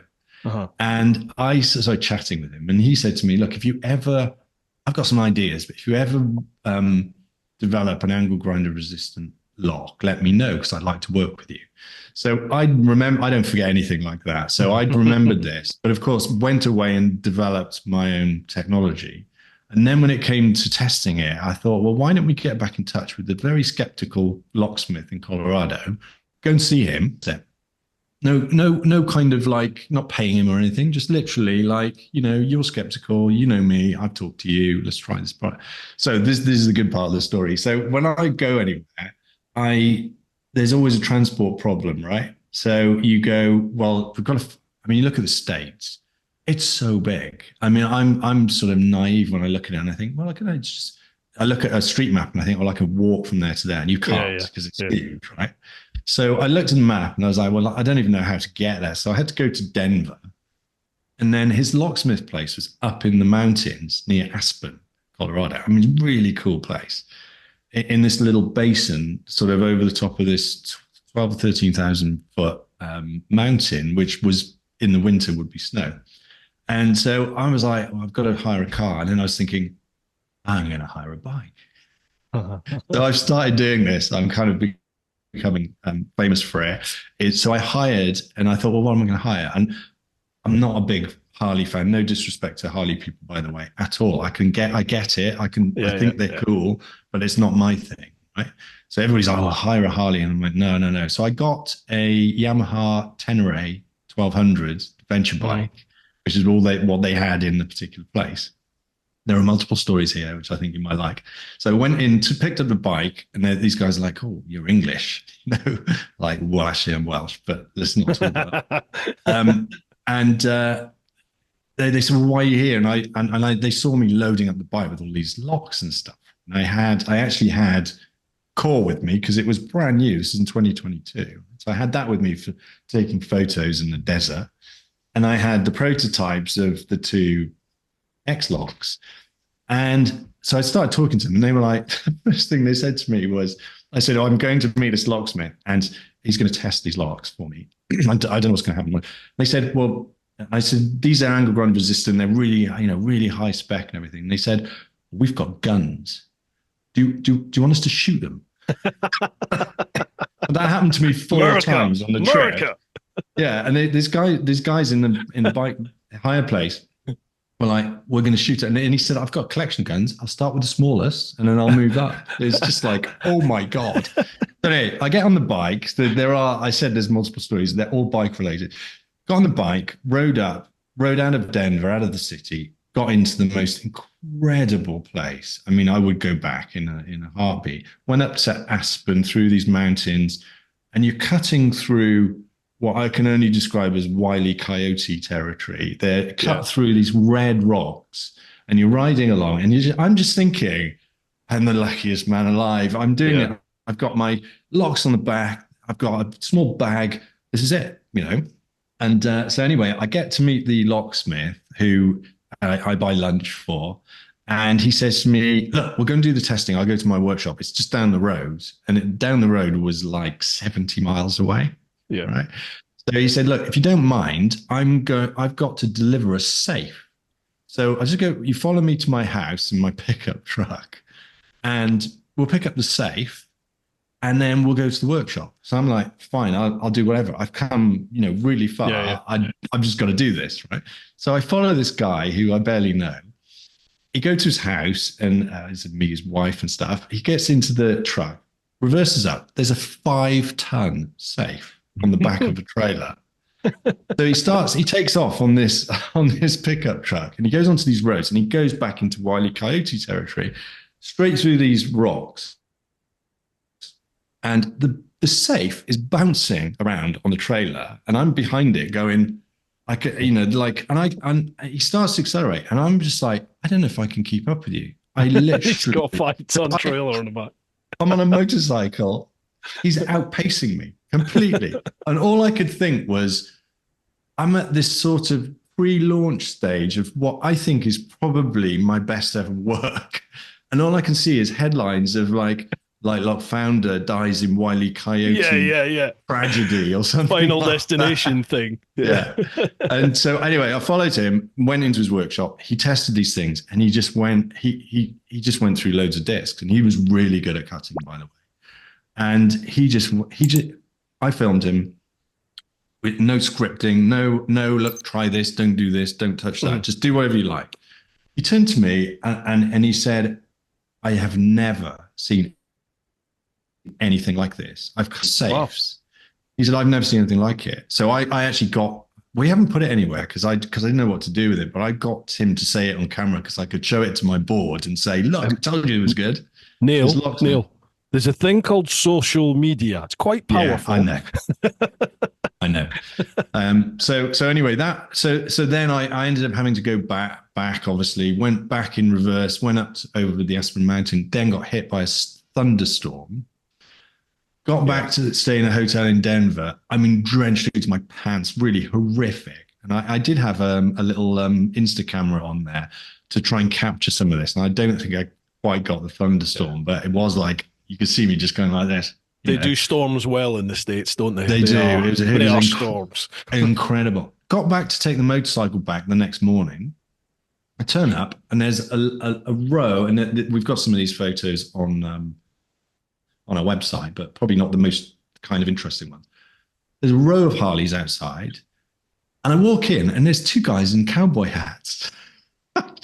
And I was like, I'm from Wales. I've never seen people with cowboy hats on. Yeah. Can I talk to you? And they were basically the PR guys and the content people for is Eagle Rider, I think the hire company. Yeah. And so I got chatting to them. And I said, "Can I take some photos of you with my locks?" So I've got all these photos of them in cowboy hats, locking Harleys with like Liteloks X. I couldn't believe it. I was just my luck, It was just amazing. Happy and then days. I flew home. Do you find like I've just come back from, I was in the States in March, and I was all around Appalachia, like West Virginia, North Carolina, Tennessee, Georgia, all around that area, just on a big solo bike trip. And people are wearing cowboy hats all over the place, and they're all driving great big trucks. And I just fell in love with the place. Like that is where I want to live. Yeah. I want to move to the States. I want a house by the lake up in the mountains with great roads. And all of these places had that in abundance. And everyone's wearing cowboy hats, driving great big trucks. And I was just like, I want a cowboy hat. But can you imagine over here walking around with a cowboy hat? Oh my God. Like, who's that? It would put you in a certain category, wouldn't it? Yeah, absolutely. Yeah. But over there, it's like, I'm home. It's incredible. I'm home. Yeah. It's the space, and also the other thing is the pickup trucks, the size of the engines. I can remember I could see this truck on the highway on the sort of horizon. It must have been like 8 or 10 liters, and you can hear it from miles away, just going whoa. And they love it, don't they? So you just think you're doing all your little things like we're trying to do eco things, and it's just like it's pointless. They're getting like 4 miles to the gallon. Yeah. That is tough, and there is beauty there. I mean, the countryside and the variation of it is amazing. It's just the space as well, and roads. If you like going on a motorcycle, these guys were riding up to a festival. I can't remember what it's called now. It wasn't in Boulder or somewhere like that, north of Denver. And it was. I looked it up. It was a really famous motorcycle thing, and I thought I've got to go back and go to that. I bet it's awesome. It's a big motorcycle meet for 3 or 4 days, big festival thing. Well, they have Sturgis one day further up, haven't they? Pardon? They've got Sturgis, the Sturgis bike festival. That's a massive It might have been that. No, it might have been that. I've forgotten. It's a good 300,000-400,000 people. It's huge. Yeah. That'll be it. Sturgis, right? Yeah. Anyway, hell of an experience that was. Yeah, absolutely. You need to get that footage on your socials. Like you need to do something with that. I will do. Yeah, definitely. Right. For sure. Cheers, Paul Brown, for that question. Next one, Paul Jacques. I've 2 locks. Question. What do you see as the biggest problem in making an unbreakable lock? Cost, technology, usability, or bikes themselves? So biggest issue. Well, he's saying an unbreakable lock. Obviously, as you said, there's no lock that is unbreakable. the first thing I would say is there isn't such a thing as an unbreakable lock. It basically means, it's time and it's time and tools, really. Yeah. So, it's in technology or technique. Yeah. So what we've set out to do, really, or what I've set out to do, is to create the lightest, most easy to use products that give you the level of security that you need. There's no point in making something that's enormous and you can't carry it, because that's the other thing is portability we find one of the most critical things. People go, well, you made a brilliant lock, how do I carry it? We do things like these bags and stuff. There's this for core, which fits quite nicely in, and you can coil it up. And we've got mounts, we've got all kinds of new stuff coming in that area as well. But I think that so my answer is you balancing performance against usability, and making sure you make something that people actually can use and understand and will use. Because if there's no point in having security that you're not going to use, because then your bikes get stolen. Yeah, I remember when I first got I think it's the Core. I've got the X1, I think it is, and I think it's the Core. I got them 2 or 3 years ago, but I remember the first time I tried to take the Core out with me, the Moto out with me. I was like, where am I going to put this? Because with the greatest will in the world, it wasn't going to fit around my waist. So I was like, where do I put this? And I tried just locking it around the back seat. But once I sat on the bike, my fat ass pushed the seat down and it rubbed on the back wheel. I was like, oh, bugger. But then the cogs eventually turned and it was like, oh, I can put it round the back box. I've got a top box on the GS, so I can put it around that. I just have to be careful because sometimes it drops down and obscures the top of my number plate, and be a horrible shame if the speed cameras couldn't read the number plate. That one. So, So obviously you need to be very careful you don't do that. So we call this cinching up. It doesn't cinch in a, it's not tiny, but you can cinch it up like that, and it comes with these straps. It also comes with a little protector that stops this scratching up your box and stuff. When just talking about usability, I've got to show you this in case people haven't seen it, but you know this. But one of the little stories about developing this range of products, because obviously all of this was done from a blank sheet of paper, really, was what I call click to lock. And I found that one of our staff recently just didn't have a clue what it was. So it's like, we're not doing a great job in communicating it. But basically, you can lock the lock without the key. So that is immensely, immensely useful. I always say to people, it's like you wouldn't walk out of your front door and expect to have to actually lock it. You might double lock it for extra security, but you'd want to just close it, right? So you get somewhere, you undo it, you've got your gloves on and everything, and then you just do that. And then you just obviously need to make sure you got the key with you, and you slip that open and use the key, and then open it up again. But those are the simple things, just to answer the question, that balancing performance with usability is, for me, is a bit of an art, and it's it's what you need to do. You've got to defend against all the tools and make it a usable product. It's not easy. For the length of it, is about half the weight of an equivalent chain. So, that's a substantial difference. I take them away on my tours all the time now.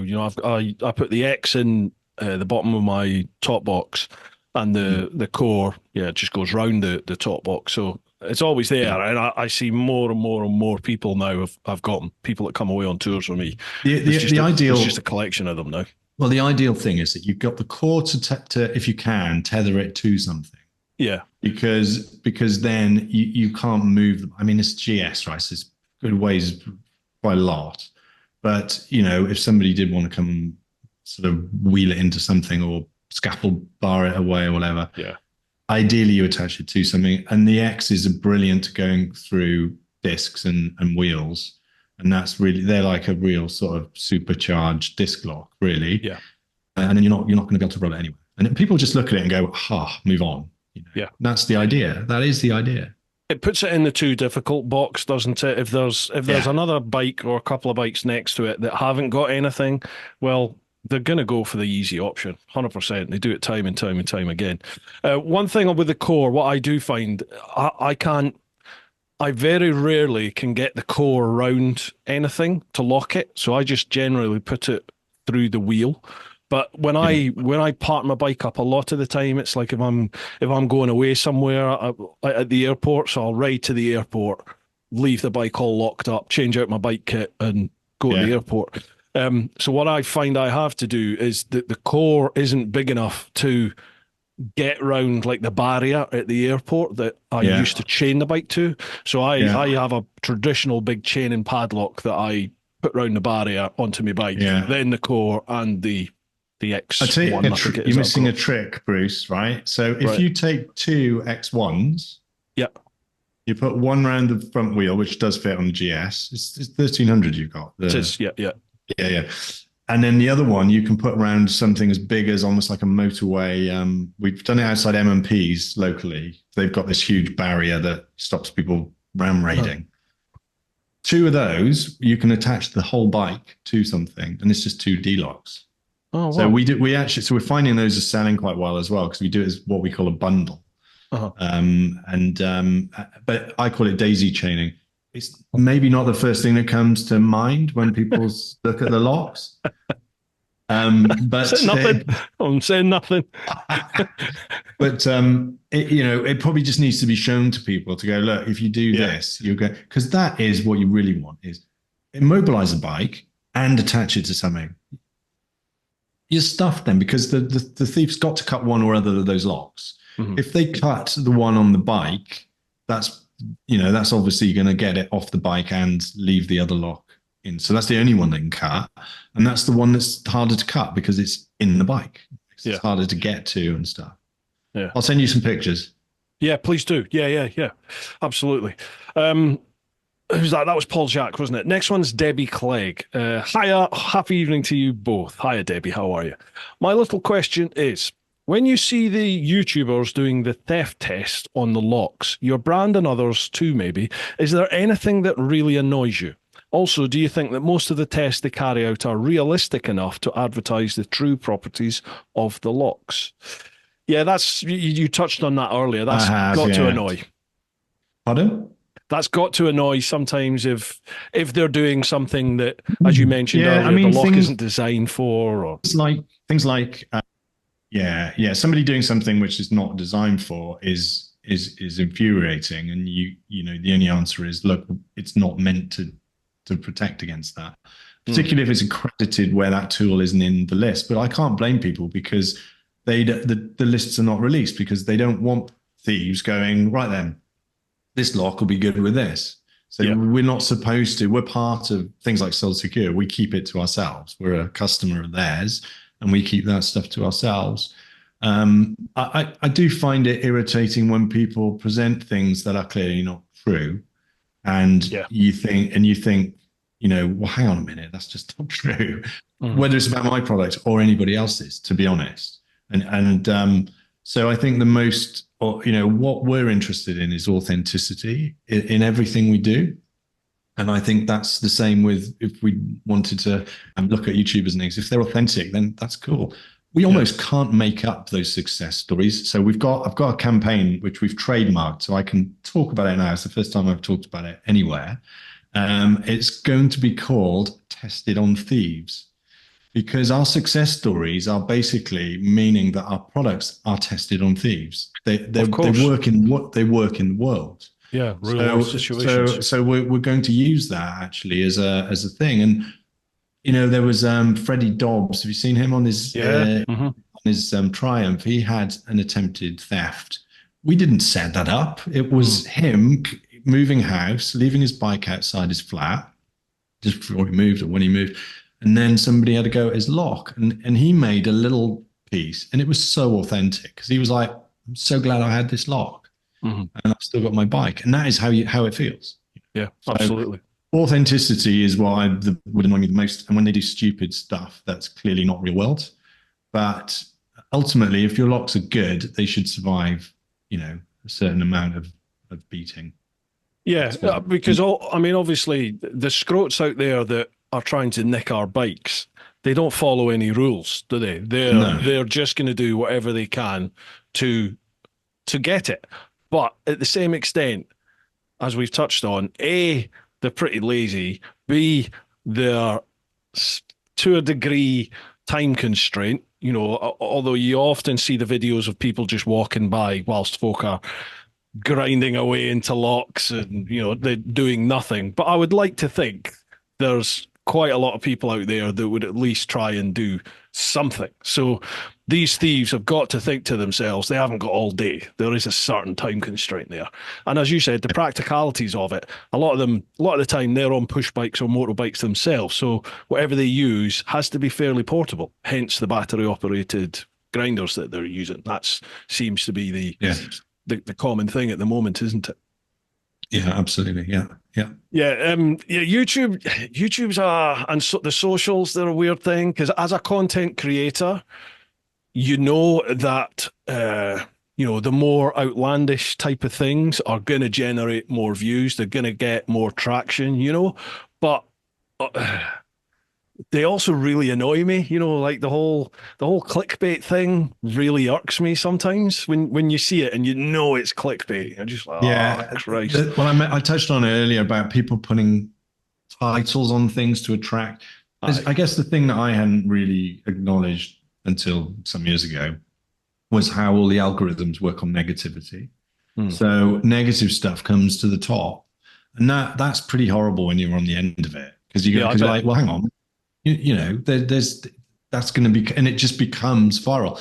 The other side of that, by the way, is, I'm sure you saw this, Christmas before last, we just launched Liteloks X, and Bikes and Beards picked it up in the States.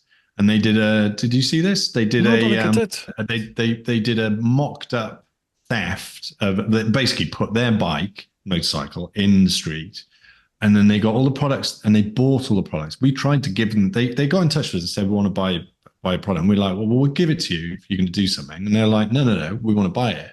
And the reason for that is they wanted editorial control. So, we haven't been given this. There's no money changing hands. Anyway, this is right at the beginning of X launching. And it was my Christmas present, because it was Christmas Eve, which is my wife's birthday. And it was like, this thing's gone live. It got, I don't know what it's at now, but it got up to sort of 7 or 8 million views. It went nuts. And we watched the USA sales go like that. Yeah. And all it was, there's no link. It was half an hour long, and the one segment of the lock that they couldn't cut, and they ended up dragging out a generator into the street. It's really amusing, really entertaining video. Was our lock. And it was like, and all they said on screen was something about baronium, and there was some like fairly crude comments in the comments, and that was it. And off it went. And you just like I said to you, it was authentic. It's what they came up with. It was amusing, but also our product survived. There were lots of locks in it that were just smashed off in seconds, and that's the reality. And we test locks all the time. There are plenty of locks that we can cut in under 10 seconds. It's horrific. Yeah. And I'm not just saying that. It's like, there really are. It's horrific. I've done some work with like garage security, a garage security company, and they were saying that, I went up to their factory to attack some of their like ground anchors and things like that. And you get very similar sort of comments and criticism about, well, I would just do this, I would do that. And you're like, well, you couldn't. Like for some of the ground anchors, they were saying, well, I just attack the bolts that attach it to the floor. And you're like, well, you can't access the bolts. That's the whole design. It's not possible. Yeah. So that's why we were doing what we were. You were doing this, or you're doing that. And I totally get what you're saying about, it's frustrating when you sometimes get criticism that I can understand why people have said what they've said, but because that product, you're like, yeah, but you wouldn't do that, or you couldn't do that. So you've just triggered another one in me, which is basically, if locks are on bikes, I think that's authentic, because that's the reality of how people steal things. Go to Soul Secure, they have, or ALT, they have a little bike setup. They have the front end of a motorcycle. They have a back end of a bicycle. They put it onto the bike, and then they do the test. They also bench test and they floor test, but they do it. They know what they're doing, and we do the same.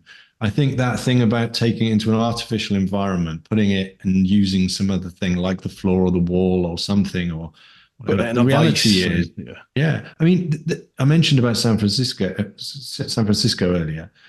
That's where I first saw people going around with bars and just levering things and using bikes to lever. That's another form of attack, and it's no tool at all. It's not a power tool. So, but it's knowing what to do, and so that's all annoying, isn't it? Yeah. It's interesting. I've been thinking of things like that and how to test and highlight the Liteloks locks, and it's like, how would you do? How can you do it? That's not been done before. That's entertaining to the viewer, but also B, is a proper test. It's like, can you just advertise and go, any thieves out there that fancy coming along? And then I start thinking, well, what do I put it on? Because if I put it on my bike and they cut through it, if they're a thief, the chances are they'll probably maybe take my bike too. It's like, well, I don't want that. I want to keep my bike.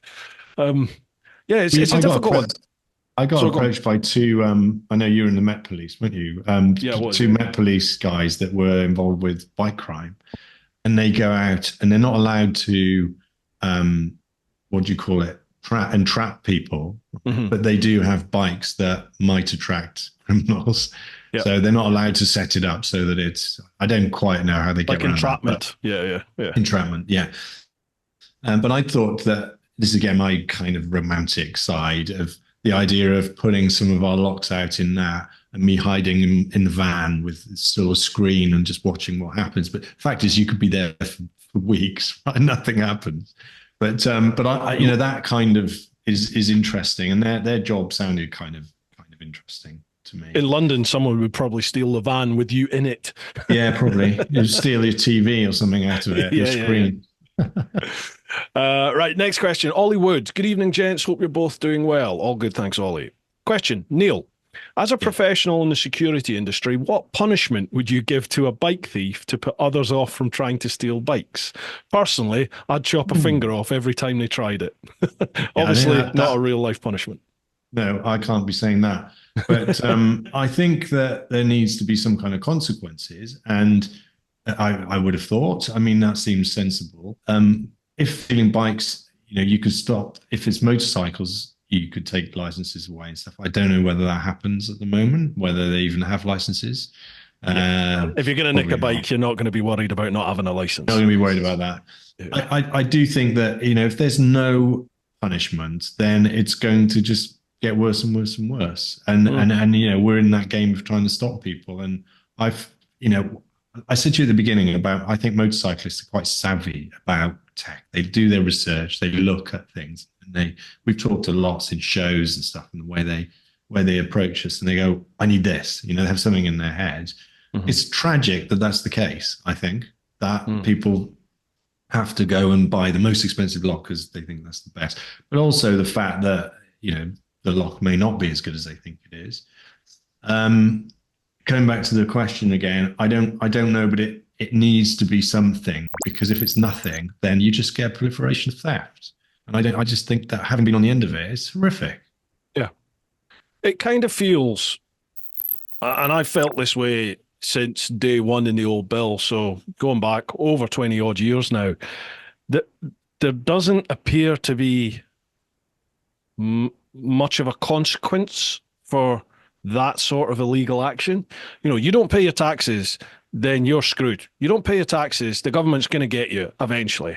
And when they do, there is no pity there. 7 days, here's the bill, pay it. And if you don't pay it, we're putting you in jail for a long time. And then when you come out of jail, we're still going to get that money. You can stab someone at knife point, and you might not even, you can rob someone at knife point. Chances are you probably won't even go to jail anymore, which is, in my mind, is just insane. You know, you can have a gun, which should be a minimum 5-year prison sentence. I know people that haven't even gone to jail for having guns on them, you know, and you're just like, where are we going here? So the fact that in London, I can only really speak for London because that's where I policed, there were no consequences for these bike thieves and, you know, for the scroats that are going around on mopeds, mounting the pavement and ripping phones out of people's hands. When they were caught, nothing happened to them. And even if they did go to jail because they had 200, 300, 400 previous convictions on the record, which is just insane, but that's life now.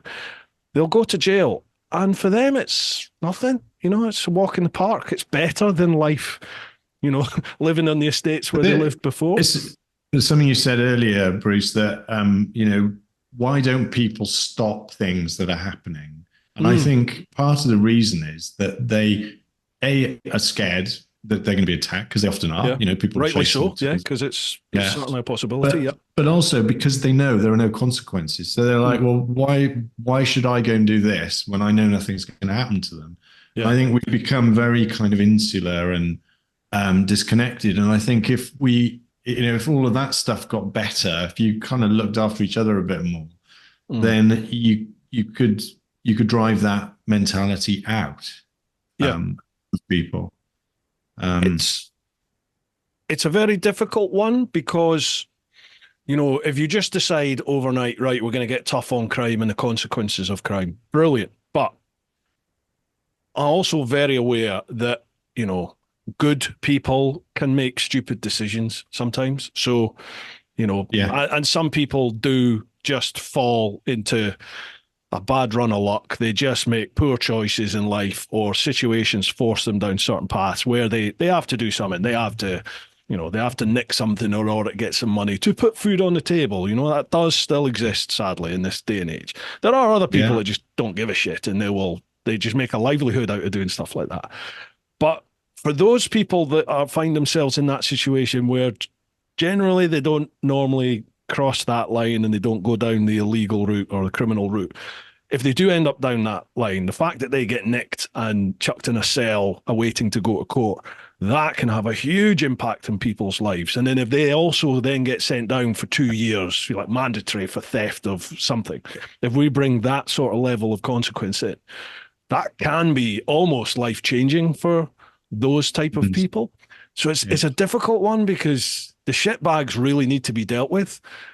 But then there's also people that just make stupid choices, And I'm not saying the shitbags may well have been just good people that made poor choices a long time ago, and now they've just continued down that path. Where do you draw that line? I don't know. Difficult, I think. Yeah. But I think the social issue. It's a wicked problem, isn't it? Where there's lots of facets to it, and actually there's not just one kind of black and white. We've become very kind of soundbitey these days, where you're like, do this. It's linear, and it's not linear. Things are complicated, and they're probably multifaceted, and you fix multiple things and it might get better. Yeah. It's a social issue, isn't it? It's a complicated social issue with lots and lots and lots of contributing factors that will bring around that environment where people choose to do those things and then continue to do those things. Yeah. Yeah, absolutely. Yeah. I don't really know how you fix it, to be honest. It's beyond me, I'm afraid. We just make things. Yeah, exactly. You want to lop hands off of thieves, but then, as we said, people make daft decisions at times. So anyway, right. Okay. Yeah. That's for people paid a lot more than us to figure out. Second question from Ollie. Yeah. When you giving Bruce a discount code? I get asked this all the time. We've I think Becca's got something ready for you. I can't remember. Oh, awesome. Fantastic. Yeah. So excellent. Right, folks, I'll find out that. I've got the affiliate link, obviously, but I'll find out the code and I'll pop that. If you listen to the podcast, have a look at the show notes, and if you're watching the vid, look in the vid description. Just to give a bit of context for that, we might be seen as being fairly mean, and I'm just going to explain that, because you didn't realise, Bruce, we're manufacturing here in Wales. Yeah. Everything we do is really expensive, and our technologies are really top notch, and it all costs a lot of money. We spend way more than any other lock company on locks, I reckon.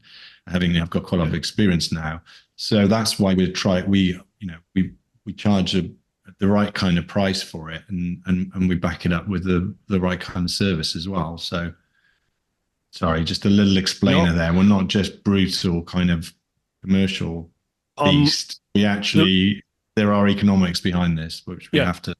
That's the reason I was so surprised to learn that, the extent of your manufacturing there in Wales and the UK is because I'm very aware of the difference in the cost of manufacturing items and products here in the UK with opposed to, say, China.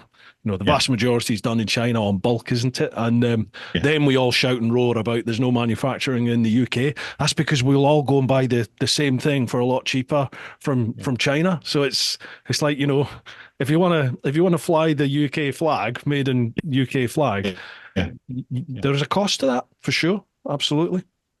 Yeah, there is. And we've identified the type of customer that we think is our ideal customer is somebody that likes all of these stories. The reason I'm telling you stories, partly because I've got lots of stories and I'm Welsh, so we like telling stories. But partly be singing because, shouldn't you? Should be singing them. Yeah, true. No, but partly because it's coming back to that authenticity thing again. Mm-hmm. We are authentic. We manufacture here. We think that people actually give a damn about this, because we certainly do, and we know that they do. Because we get people writing to us and saying, oh, I've just opened your lock and I'm so pleased that there's no plastic in the packaging, for example, or whatever it is, right? So yeah, I think that that's important for us. Is we're not operating on smash it through, make a massive profit on it. We're making the best possible. We're a premium brand, and we're trying to behave like it.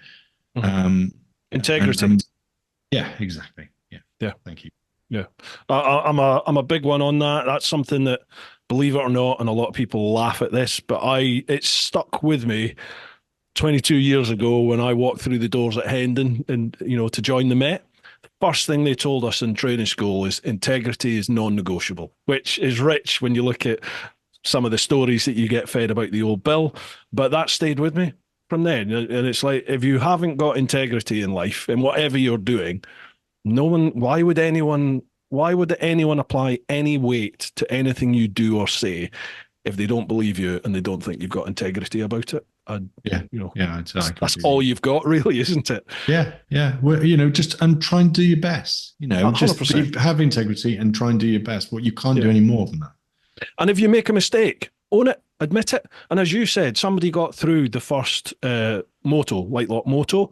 Okay, you learn from that. You go back to the drawing board and you come back with something that is better product at the end of the day. Bang, there you go.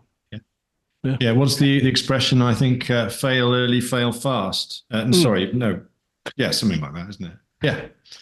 I think that's a good one. I know the expression. I know the expression. I don't think it is. I know the expression, but I can't think what it is. Sorry, it's good. Yeah. Somebody will be shouting at the screen now, won't they? Yeah. But we do, when you're making locks, you are making things to fail. You've got to know that they fail and how they fail, and they've got to consistently fail, so you understand them, and then you make them better in the places that they need to make them better. Yeah. But some of them is just pure physics. A lot of it. There's certain sizes of lock are bulk croppable or not bulk croppable, and with the right materials, and that's why some of the people that do explain this stuff, there are various websites around that explain the size of things. I'm thinking particularly lock related ones. They're pretty accurate, to be honest. I was just pre-reading the next question there. One from Jamie Newman. He says, baronium. I get it now. Very clever. Obviously, that flew over my head. There's me thinking it's something super special, some super special metal excavated from rare volcanic rock. Please tell us more if you can. Well, we've covered that, Jamie. Well, so I haven't said much about it, but I can tell you a little bit. It's a very hard particle suspended in a matrix. And it's kind of related to ceramics as well. So, but we've got to make something that can't be brittle. So it's got real balance of that performance stuff I was talking about earlier on. And the name, I know it's my name. It was I just came up with it and said it to to Will, actually, that I mentioned earlier, the chairman. Yeah. And he was like, yeah, that's great. Let's use that. I was just slightly tongue in cheek. And I went home and told my kids, who are now old enough to understand stuff like this. Well, more than old enough. And they were all like, oh my God. And I said, well, I'm going to leave you something. Yeah. The technology, which, Well, it's great. It's great. Now, I just didn't put two and two together, but yeah, now I know. It's like, no, that's quite cool. One of our key investors didn't. I was sitting on a plane with him, and I said something about Baronium, and he went, I said, do you know where this has come from to you? And he went, no. And I was the foothills of Java. Yeah, exactly. Have a look at the, I can't remember it because I'm going to misquote it because I've just misquoted something else, but have a look at the Bikes and Beards video because there's a comment on there which is really entertaining about where Baronium comes from. It's kind of a bit crude as well, but it's quite funny. I'll check that out. I like crude. Next one, 2Bob Rocket. I have both the X1 and the Liteloks 1 Moto, and they're brilliant. I would have liked if the X1 shackle was slightly smaller in the diameter. It would be able to go through the Brembo brake mount, making it really difficult for thieves. My questions are: 1, where do you see the future of such product heading? And 2, will the technology ever apply to chain or the likes of the 1 Moto? Will the technology ever apply to chain or the likes of 1 Moto? What? Right, the Baronium. No, I understand what he's saying. Yeah. Well, I'll answer the first one first. Making the shackle smaller there's polymer on the shackle. So I think John Milbank from Bennett's has got this thing about putting chains through D-locks, and he always cuts the end of the product off. And it's always a bit like, as a product creator, you're like, oh no, but actually I get it, because you want it, the important part, which is the security to interface, getting it through a particular brake disc. I come back to my previous comment about the physics and the size of things. We have to have things at a certain size. We could make bespoke brake disc locks, and that is possible. So I would say don't discount anything. Something can come along. We can, like I said at the beginning, we can apply our technology to pretty much anything. We just need to focus on doing what most people need. Yeah. The second question about, can you apply Barronium to things like the flexible locks? That's quite a complex question and quite a complex answer. And some of it comes down to technical difficulty, and the other comes down to financial issues of how much money would you be willing to spend on a product. I'd be more than happy for people to say what they'd be willing to spend on a flexible angle grinder resistant product. If they told me that might be quite helpful. That's all I'm going to say. Leave them in the comments down below, folks. Yeah. Bob also says, where do you see the future of such products heading? Yeah, thanks. I think what we're trying to do is create with our Barronium is create the armored category of locks, so that if you think if your lock isn't armored, then it's probably not good enough for the situations that you would use that kind of lock. So I think that is where it's heading, because that's the logical thing for us. I think you'll see more formats and more features in products, because we're doing the difficult stuff. I've often been asked, and I saw the questions from somebody else about electronics and alarms and all that kind of stuff. We've specifically stayed away from electronics in our business on purpose. It's my kind of strategy, really, because what we're trying to solve is physical security, and physical security needs physical locks. When things mature in the electronic side, which they are starting to do, then I think they can come in. So I think you can have electromechanical locks. There are plenty of those around already. But in my view, as a premium brand, we'd want to make something absolutely bomb-proof, but foolproof in terms of the technology. So we weren't trying to solve the problem of having to carry a key. We were trying to solve the problem of having a bike net. Yeah. But I think things can start to develop, and I think there's a bit of we talk slightly tongue-in-cheek about a revolution in bike security in our first Kickstarter campaign. And I think that, there is a revolution in bike security. It didn't change much for a couple of decades. There's a lot happening now. And people are wary because tools have got better. People are now aware of the thing. So manufacturers like us will come up with ideas that will protect them. And but there is some basic economics and physics that limit the size of things, the weight of things, and the cost of things.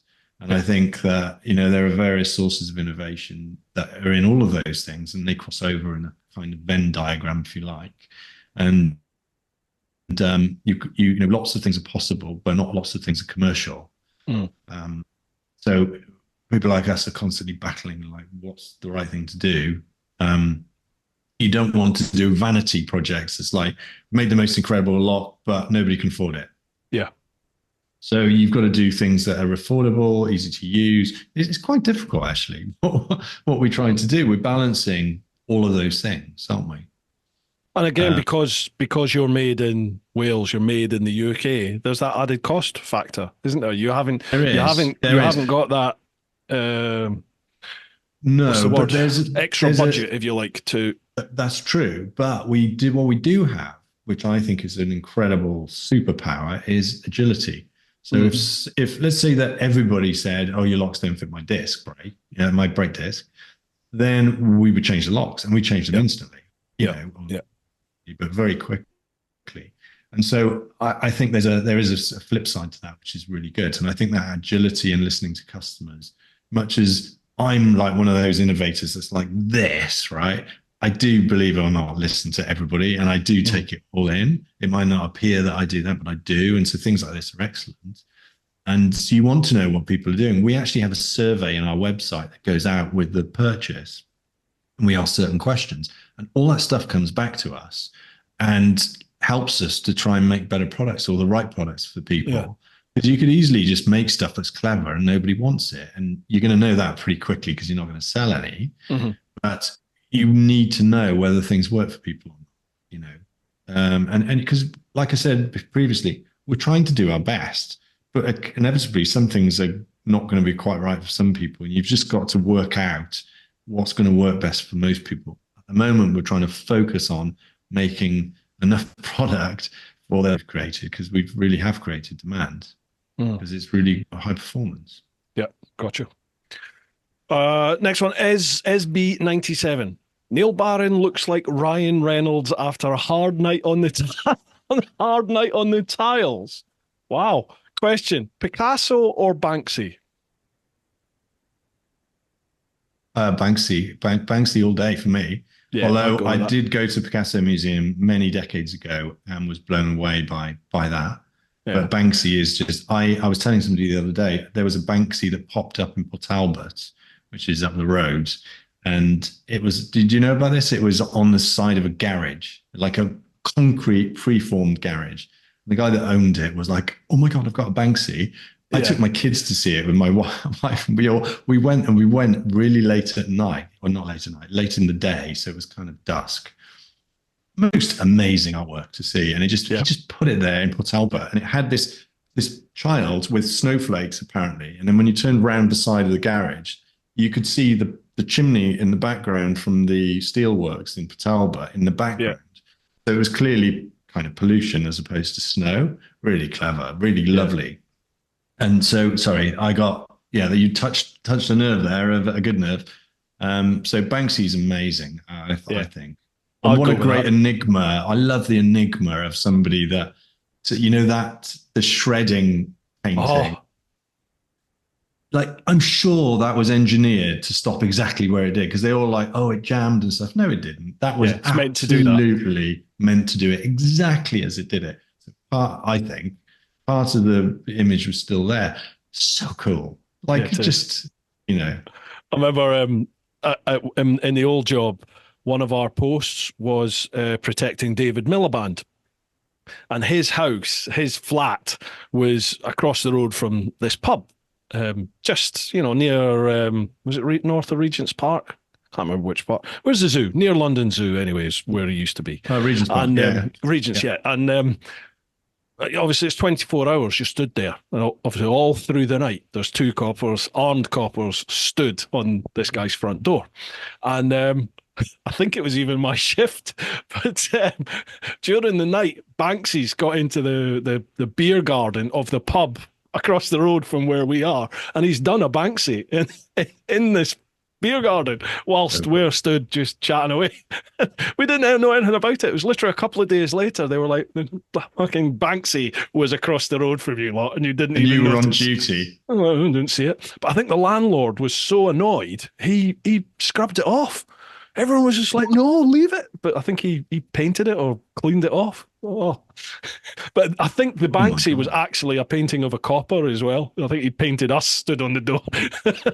Oh, those are good. Those are really good. Yeah.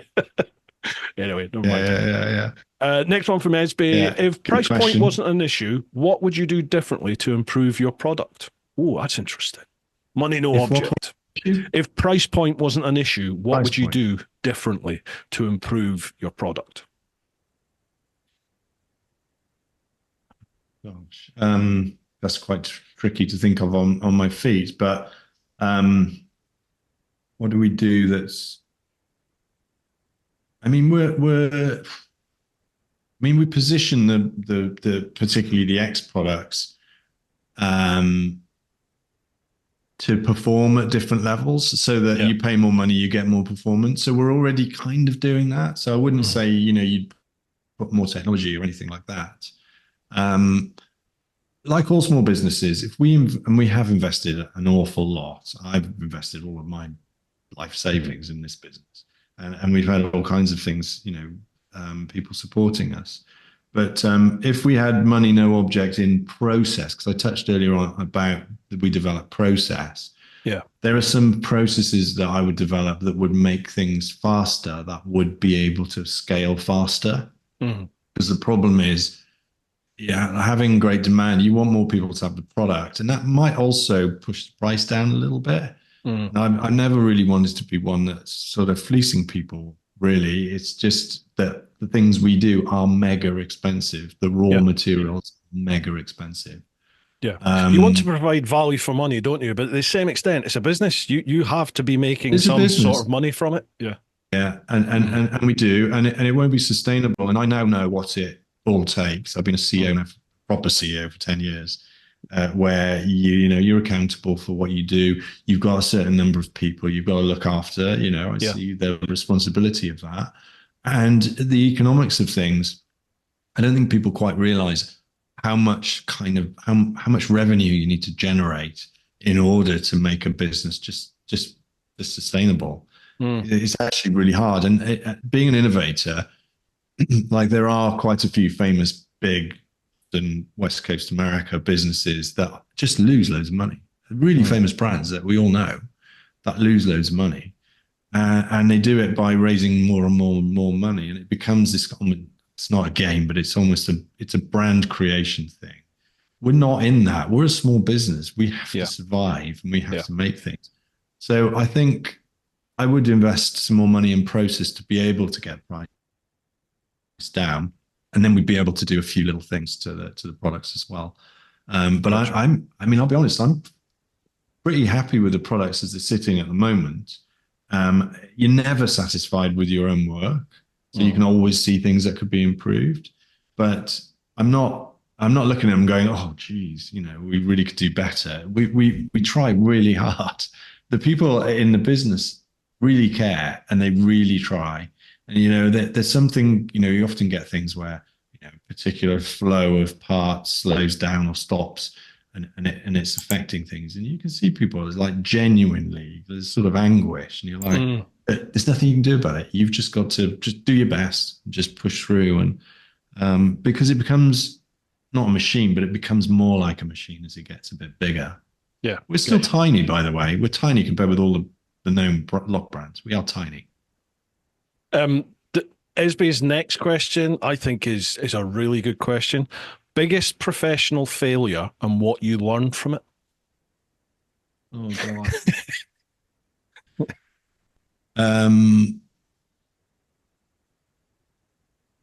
Well, I think this would be things that you wouldn't see. So I've learned to not to overpromise and underdeliver. So and that's particularly in the financial side of things. So I've spent years with forecasts that are like, we're going to do this. And because I'm naturally optimistic, I've learned actually just don't do that. That's just a mistake, And so that's probably a failure. But I've got loads of failures.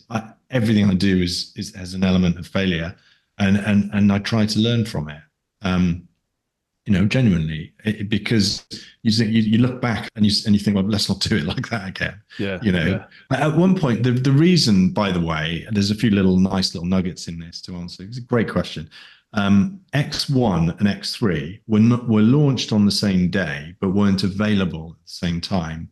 X3 was available later, and I already touched on the thing behind me. I can't do that. It's like a mirror.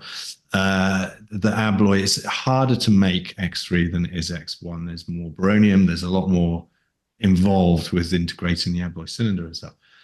And so I actually looked at the team and I thought, I'm going to kill them. I'm literally going to kill them if we try to. And what we're going to do is we're going to try and launch two products. Neither of them they're going to go into manufacture properly, and everybody's going to go, Neil, what the hell are you doing? I actually learned from a previous overambitious kind of approach and went, right, one goes out as fast as possible. The other has to wait, and it has to be on a back order pre-order thing. And it was just necessity. What we had to do. You can't break your team, you know? Yeah.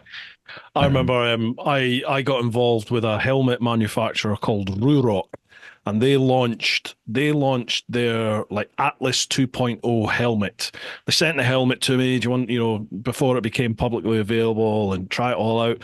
Thought it was a great lid, really good lid, very different in the physical design of it. It looked different to all the other sort of lids out there. Really quite striking, but it was quite loud, and there's a couple of other little points with it. But anyway, so when it came to a public launch, I'd done a couple of vids on it, and they did this sort of giveaway. I think they had three lids to give away through association with me on social media. So we did all that, and then when it launched, they just ran out of product. They hadn't stocked the shelves enough to cope with the demand, and all of a sudden, these people had won these helmets, and they were like, where's my lid? And they were having to wait 4 or 5 months for the lid to turn up. And it was like, oh, jeez. You're like, oh, God. Yeah, I mean, that is, yeah, I know, but I can sympathize from the other side and just think, I can imagine what was going on there. We've had all kinds of things. We do get parts from other places. We've still got parts coming in from all over the place. We have things like, do you remember that ship that went sideways in the Suez Canal? I think that was partly responsible for their supply issues as well. Well, we don't have a finished product on any ship, but we have little bits. And you literally, if one part doesn't arrive and you can't make it in Wales because we've tried, for example, then you're stuffed. And you're literally going, well, but none of us at this size of business has enough money to actually buy the next few years worth of parts. You just can't do that. So you've got to manage your cash, and nobody sees any of that. They just go, where's my lock? Yeah. Where's my lock, by the way, is a kind of catchphrase of almost the Kickstarter fallout of where's my lock. And nobody wants a where's my lock moment, and we try our best not to get that. But people do need to wait for our products because we do make them for them. I don't think they believe that, but they do. We make their product for them.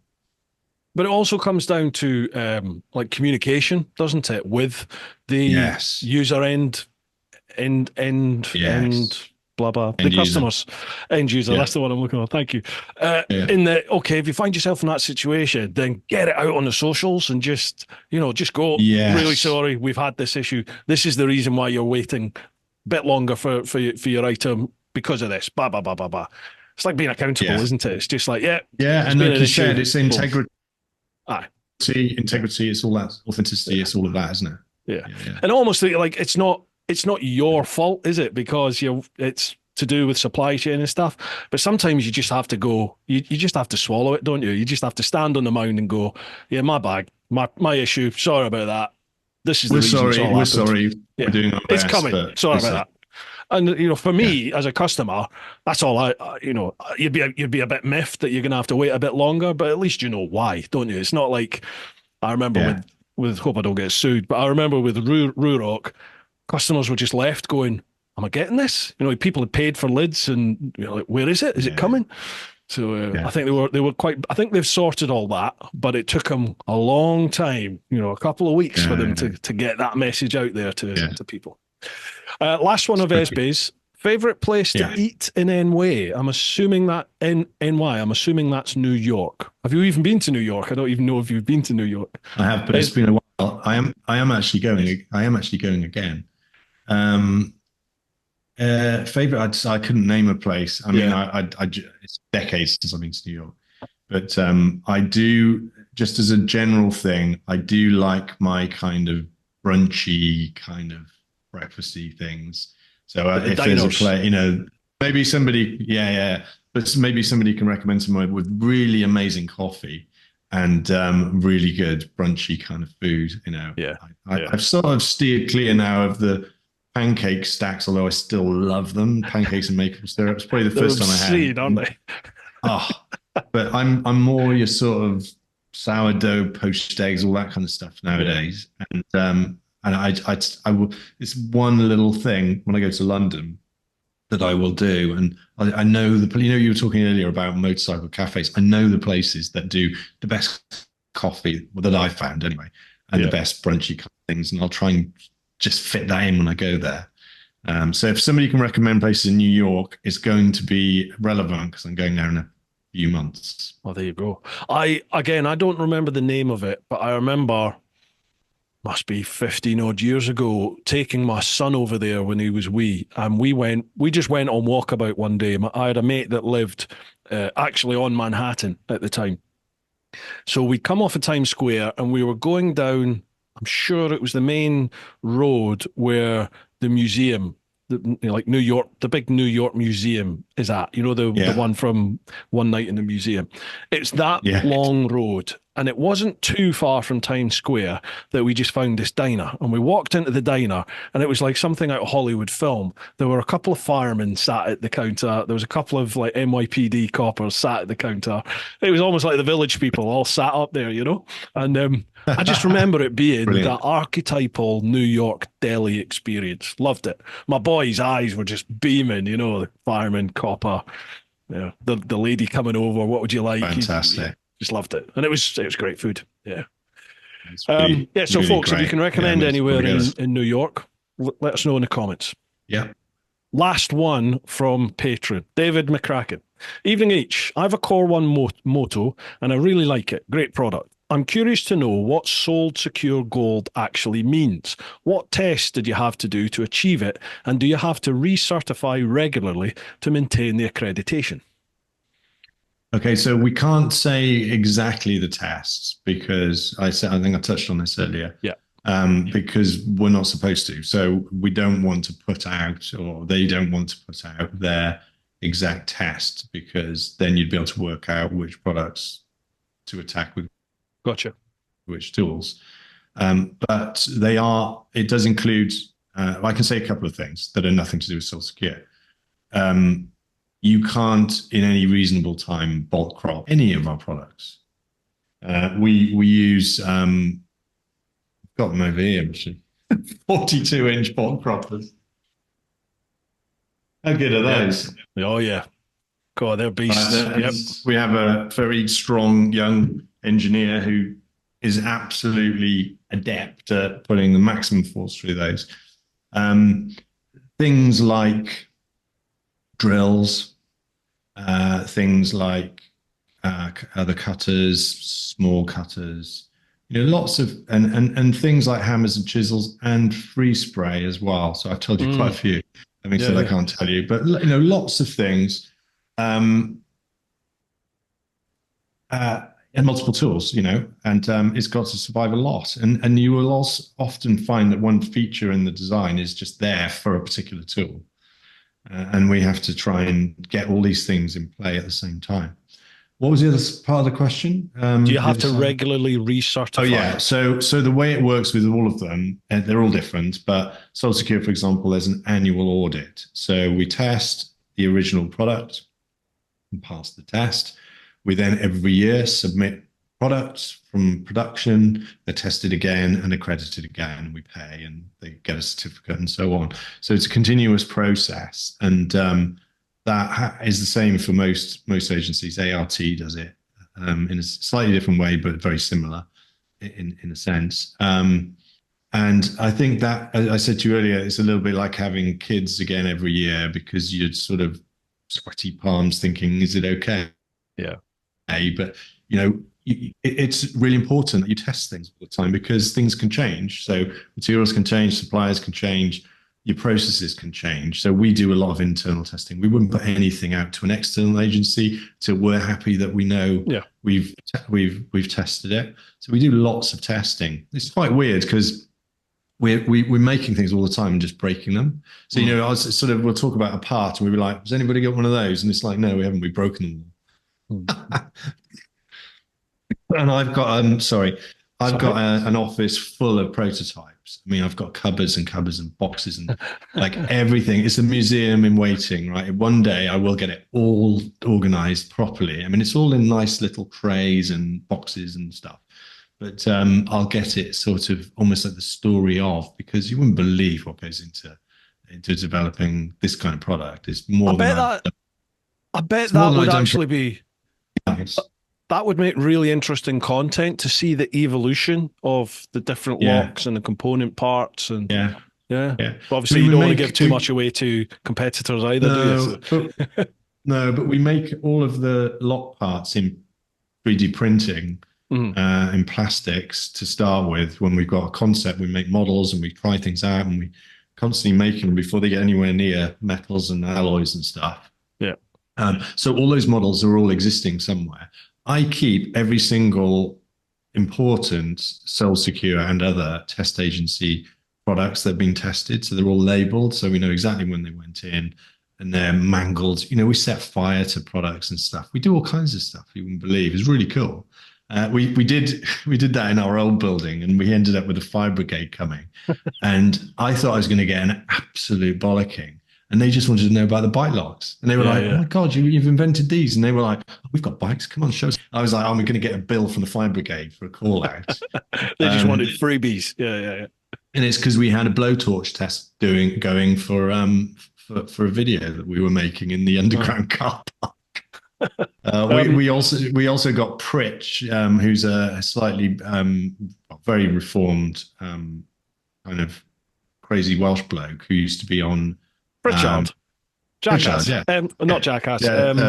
Dirty Sanchez. Dirty Sanchez. Yeah, he's been on here. I've had him on here.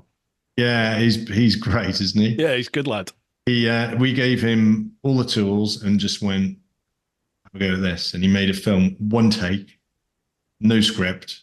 He's so good at it. Yeah. But he did everything. He did freezing and all that. And his commentary. It's on YouTube. Have a look. He's a good boy. So good. He turned up with his spaniel, Lemmy. He goes everywhere with him, doesn't he, Lemmy? Yeah. Really interesting guy. As you said, a complete reformed character, isn't he? He's vegan, like an ultra endurance athlete now. And wow. Yeah, totally changed his life. He's a chef.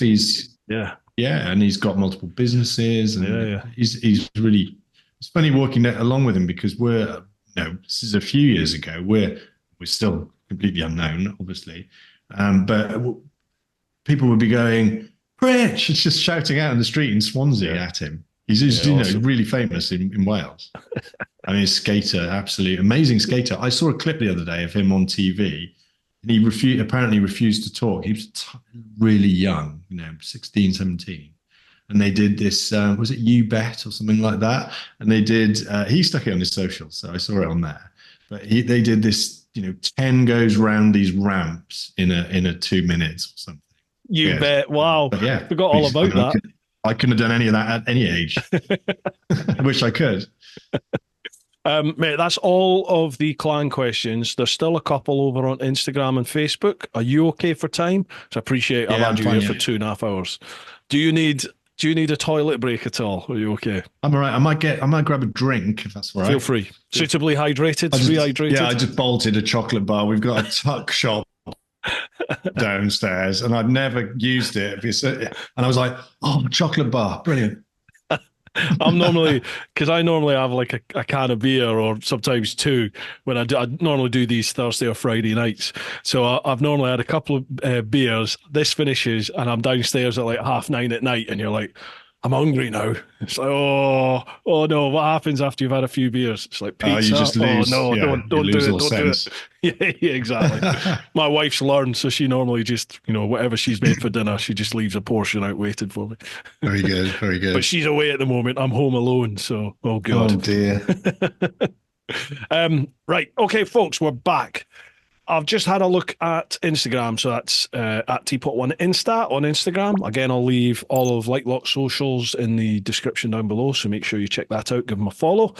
I think a lot of this stuff we've actually already covered, Neil. There's one here from Motor MA77. What do you believe is the next step in motorcycle security? Well, we kind of we spoke about that, didn't we? Like, what are the plans? So yeah. What else do we have?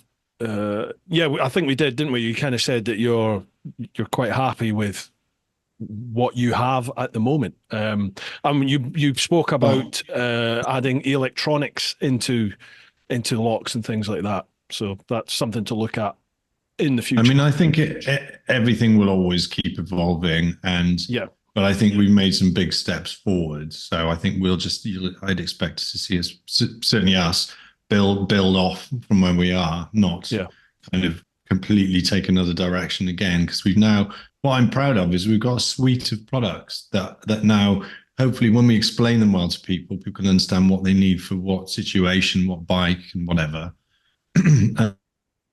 And then we'll just keep kind of tweaking that, I think. But I suppose there may be a time when we have more systems. So things, you were talking earlier about how do they work together, and somebody had a question about whether one fits the other and all this kind of stuff. And, it all might sound really simple to do that, but actually, when you've got a manufacturing machine that's going, you've got to make all those changes at the right time and introduce things that make sense. So we have quite a planned pipeline of things, but I just can't tell you what they are. And it was interesting to hear what you're saying about you're going to be offering bundles, because I mentioned couldn't get the Moto around, say, the barrier and my bike. Well, there's ways around that. So that would be interesting to see. Those seem to really resonate with people. I think it's because we've also named them to help them and people understand what they're for. So there's a touring bundle, for example, a city bundle or an urban bundle, and those kind of things. So you're starting to help people, because I think it's kind of bewildering. We know that the behavior is people see brands, they hear reviews, they think, oh, that sounds good. What do I need? You know what it's like. You buy something and it's like, oh, it doesn't fit. Or whatever it is. So I think that all that stuff will get better. But you'll see all kinds of stuff, I think, in the next few years. There's a question here for Noodles for Breakfast. He said, is the reason why you haven't integrated alarm systems into the products yet? And is that something you're looking at doing? Well, that was the one I touched on earlier. So the electronics for us has taken a back seat because it's not the primary thing we're trying to solve. But if we think there's a demand and there's if something's missing, then we would consider it. I suppose our focus has been on stopping the thief. And of course, an alarm can stop the thief. We're involved with lots of organizations like Secure by Design, for example, which, as you know, the police recommend products, but where there's all kinds of companies involved in that motorcycle crime research group that I mentioned earlier, that meets, and there's people from data tag and company, all kinds of different things. So most people talk about layered security, and I guess an alarm is another layer. I think we've now got a brand that's like reaching people. So you may see us diversifying a little bit, but I don't want to become one of those things that it just pumps things through, because that's not what we're about, right? That's not we would only do stuff that people needed or asked for. So there's no point. So we would consider anything. Pardon? Sorry, there was your audio was in and out there. Sorry. Oh no. Yeah, with an alarm, there'd be no point in having an alarm on a lock that a thief knows they can get through in 10 seconds, 15 seconds, would there? Because all you're going to have is the alarm screeching when you come back to it and no bike sat there. So, you've established yourselves with the reputation for the brand of the lock that actually does the job. So, as you said, anything else is going to build on that now. Exactly. It's pretty straightforward in a way. And we're set out to do the lightest sort of appropriate performance of security that we can do. And so, like you said, we can sort of develop it from there. But I don't think we wouldn't want to do gimmicky stuff, know. Almost cheapens the brand, doesn't it? When you start doing stuff like that, it's like, you've got a premium product. Plus, you don't want to start getting into, the customer service of some widget that, you end up absolutely flooded with questions about how something keeps not working or something. And you're just like, we make locks, let's be really straightforward about this. I've read this multiple times, and people give this kind of advice about, actually, I can reference it back to somebody who's not that far away from here. There's a guy called David Hyatt that runs Hyatt Denim that make jeans in Cardigan Bay in Wales. He actually is the founder as well, originally, of Howie's. So we talk about Pritch, skatewear in the sort of 90s. They sold it. Anyway, he's got this big thing where he just says, do one thing well. I love that. I absolutely love it. They've got a lovely, lovely brand. Do one thing well. That's what we're trying to do. I've credited him, so I'm going to pinch that for a minute. It makes sense though, doesn't it? That 100% makes sense. Almost stay in your lane, like be the expert in your field. Yeah, absolutely. Because as soon as you start getting over ambitious and spreading it, you're going to lose focus on the bit that you're supposed to be doing. Absolutely. Yeah, totally. Last one on Instagram, Sean P. Cooper. Do they do Liteloks 1 in KTM orange? Well, Sean, if you look over Neil's shoulder, you can see an orange one right there. That is actually a core, though, unfortunately. Was that not? Sorry. This is weird, the kind of mirror thing on Zoom. That is orange, but it's core. Core. Do you do the one? We don't. We do it in red and black. So he needs to step up to a core, unfortunately, if he wants orange. I can feel his pain because I have a KTM. Oh, have you? What one you got? Oh, that's you've got the Duke. Yeah, the old. Yeah, we spoke about it at the start. Yeah, of course. Yeah. It's not a bright orange one by any means, but it's an old school one. Right, that's the questions on Instagram, and I'll pop across to Facebook now. There was an interesting one here. Yeah, Peter Brewer. Do you know Litelok is not listed in the security device on insurance websites? And if yes, why? I noticed this when I was looking at insurance. So this is a bit of a, I'm going to say battle, but that might be overstating it, but we've been having for a while. It is apparently listed. So the products are listed. But there's a system backing up the insurance companies called Polaris. And we've been talking to John Milbank at Bennett's about this because he, as part of that group, the Motorcycle Crime Research Group, he's been landed with trying to get somewhere with it, and he's doing his best. I understand that we're in that system, but not many insurance companies have updated the Polaris that they use behind their brokers or behind their underwriters. Yeah. So it's a bit of a weird one. We absolutely are only interested in making insurance-rated locks. So we should be on there, and we're clearly making amazing locks. So very frustrating from our end. We keep trying. I don't know what we can do, but maybe we can. It is amazing how long it takes the insurance industry to update their systems, because when I got the new GS, for example, it wasn't listed. It's been launched. It's now available to buy. I was picking mine up in like a week's time, and none of the insurance databases had the 1300 GS on their systems yet. And even going into the new year, a lot of them didn't have it yet. And you're like, this is ridiculous. And I remember I checked. I see the numbers. It was the best-selling bike in that quarter by miles. Was it? Yeah. Wow. Yeah. Wow, that's interesting. Not sure if I'm allowed to share that, but I have. Yeah, I mean, it's a great bike. What can I say? Yeah. No, really, really. Yeah. Yeah, and I was looking for insurance quotes for that bike, and I've always, for about the last 3 or 4 years, I've gone with Moto. Like, I'd pay for my insurance. They were a channel sponsor years ago, but I'd pay my own insurance now.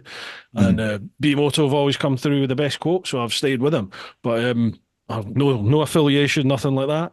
But I remember looking on their security devices, and I couldn't see Liteloks on it. And then this question came up. It's really frustrating because you should be getting, some kind of benefit from using amazing security. So we've been approached, certainly not in the motorcycle area, but in the bike area, by several insurance companies wanting to do something with us, because obviously it's going to lower their risk. Is there any way, as the end consumer, the way us as a customer, is there anything we can do to assist your companies like yourselves to perhaps put the pressure on the insurance companies to make sure their databases are up to date? Is there anything? We can take a little clip out of this and send it around, and if people comment down below, and see what the groundswell is. It's a frustration that we've got. We don't understand why it can't just be sorted, and we've had, and nor does John either, John Milbank. So it's I'm happy to lead a bit of a charge with it. Sure, it's a win-win almost for everybody, because if the best security device on the market is available in the insurance drop-down list, and it gives you a good discount, it's gonna make you go out and buy that product, which is then gonna make your bike more secure, which lowers the risk for the insurance company. So apart from the end user who's having to spend money to get this stuff, everyone's a winner there, surely. So it makes sense, doesn't it? Yeah. Come on, insurance companies, pull your finger. So, Let's go. Yeah. Right. That's us. We've done our bit there. Excellent. What else do we have? I think that is us, mate. And that will be almost 3 hours by the time we're done. We've I think that's it. There's a lot of people just saying they've got the various different locks and they love them. There's good feedback on Facebook I'm looking at, especially, and there's some over on Instagram as well. Well, thanks to everyone for their support as well. We've stopped doing so many shows now, but the shows we've done, I always go on stand, things like Motorcycle Live and things like that. And you guys get great conversations with enthusiasts, but motorcyclists are so enthusiastic about stuff. I love it. It's brilliant. You can just have conversations about really banal little details, which actually are really important to people, and they're important to me as well. So it's a pleasure. And it must be good feedback for you as well, because surely when you have that volume of people coming up and saying, I've used your product for this and that, they will at times touch on things maybe that you hadn't thought about in R&D, and you're like, that's interesting. I hadn't thought it could be used like that. Constantly. Constantly. People come and go, why don't you do this? Or have you thought about this? Or have you seen this? And like I said earlier, we will try and listen as much as we can. We can't feed everything in. But we try and, we will always listen to everything that's said to us. It's helpful. And I do think, though, motorcyclists are interesting, and cyclists as well, because the machines are so kind of, say, basic, because I don't mean that in an insulting way, because I was saying earlier on how sophisticated they are, but they're people understand their machine, right? So they know they might know how to, change a sprocket or do whatever they do with their bike. So therefore, they're so engaged with it. They're like us. We're constantly looking at our products and thinking about the essence of what it does and so on. And that's what they're doing. So if they're going, well, actually, if you did this or you just moved this a bit, we had this recently with a photographer who was trying to photograph one of our a new mount that we're going to release, and he said, well, why don't you do this? And it's something that we thought of, but we didn't quite follow it through. And we're like, well, actually, it's a really good point. So guess what? We just done it. Yeah. And it doesn't matter, who says it. If we think it's a good idea, and we've got a way of, we've still got to execute it. But we will listen, and we don't want to crowdsource our business, but completely, as in you can't just go, look what you want, because people don't know what they want until they see it. Yeah. True. But we can listen to things and improvements and evolution and so on. I think you have to do that. Awesome. So where do people go if they want to buy one of the products? Where do they go? So the only place they can go is liteloks.com, is our website. So we've now pulled back from every other channel because we've got such demand. We are effectively controlling it and controlling our customer relationship through the website. So that's selling in all over the world. But that's the place to go. It's all happening there, and we've actually just refreshed it. So I hope people will like it. We've just made there's another Neil actually that runs digital. Neil has done a great job on lifting the usability. So a lot of people looking at things on phones these days, it's flipped over the time of the business. So we've made that mobile interaction hopefully a bit better, just constant improvement. And we've got new photography and all kinds of stuff in there. Like I mentioned, the animation. We've also got a new video on the top of the homepage. So some kind of nice things that are have been sort of nagging at us that we'd wanted to change, and we've spent the kind of winter period getting some of this stuff done. And for me, I'm involved with all of it, as you can imagine. And I love getting stuff through when people are doing stuff with you and you're collaborating and you get a new version of a film or something and it's good. It's so exciting. I absolutely love it. So have a look at there's some video on the top of the homepage that's just close up. It's a combo film of X1 and X3 on black. And we did the original one as an animation from 3D modeling as renders. And that's lasted us a long time, but we've now done it in the real products. So there's no CGI or anything. It doesn't look like it. It looks real, but it's really beautifully done by a photographer who I've worked with for years and years in Cardiff. And I didn't even know they could do video like that. It's brilliant. Yeah. Awesome. Well, check that out, folks. If you want to use the product, make sure you do. Check out the links down below because there'll be a code there to get you a little bit of money off too. Thank you very much for that discount code. Obviously, there's going to be socials as well. I'll leave the links for all the Liteloks socials down below, so make sure you give them a like, a follow, a share, all the rest of it. Neil, before we go, floor's yours. If there's any sort of shout outs you want to give, is there anything you want to say, please feel free. Quick shout out I was going to make to M&P. I know you had Mike on recently. Mike's helped us with some content recently. They're also lending me a shotgun 650 Royal Enfield for the Distinguished Gentleman's Ride. Nice. I'm riding out with the guys in Llanelli this time. So I did Cardiff last time. And there's a place called Unit 7, which is one of those coffee places I was talking about. It's really cool, run by a guy called Dan, and that's where it starts it's a week on Sunday. So that's the shout out, really. M&P's Unit 7, Distinguished Gentleman's Ride. Anybody who's going, enjoy, good luck, well done. It's one of those things you were talking at the beginning about excuses to ride. For me, this is like 60 people in Llanelli all getting together on bikes, riding out to the countryside. I'm really looking forward to it. This is nice. Really cool. Yeah. Looks a good event. Yeah, absolutely. Thank you very much for coming on, Neil. It's been great to chat with you. I'm sorry it took a little bit of time to get this organised, folks. We did actually have a date organised previously, but I was ill.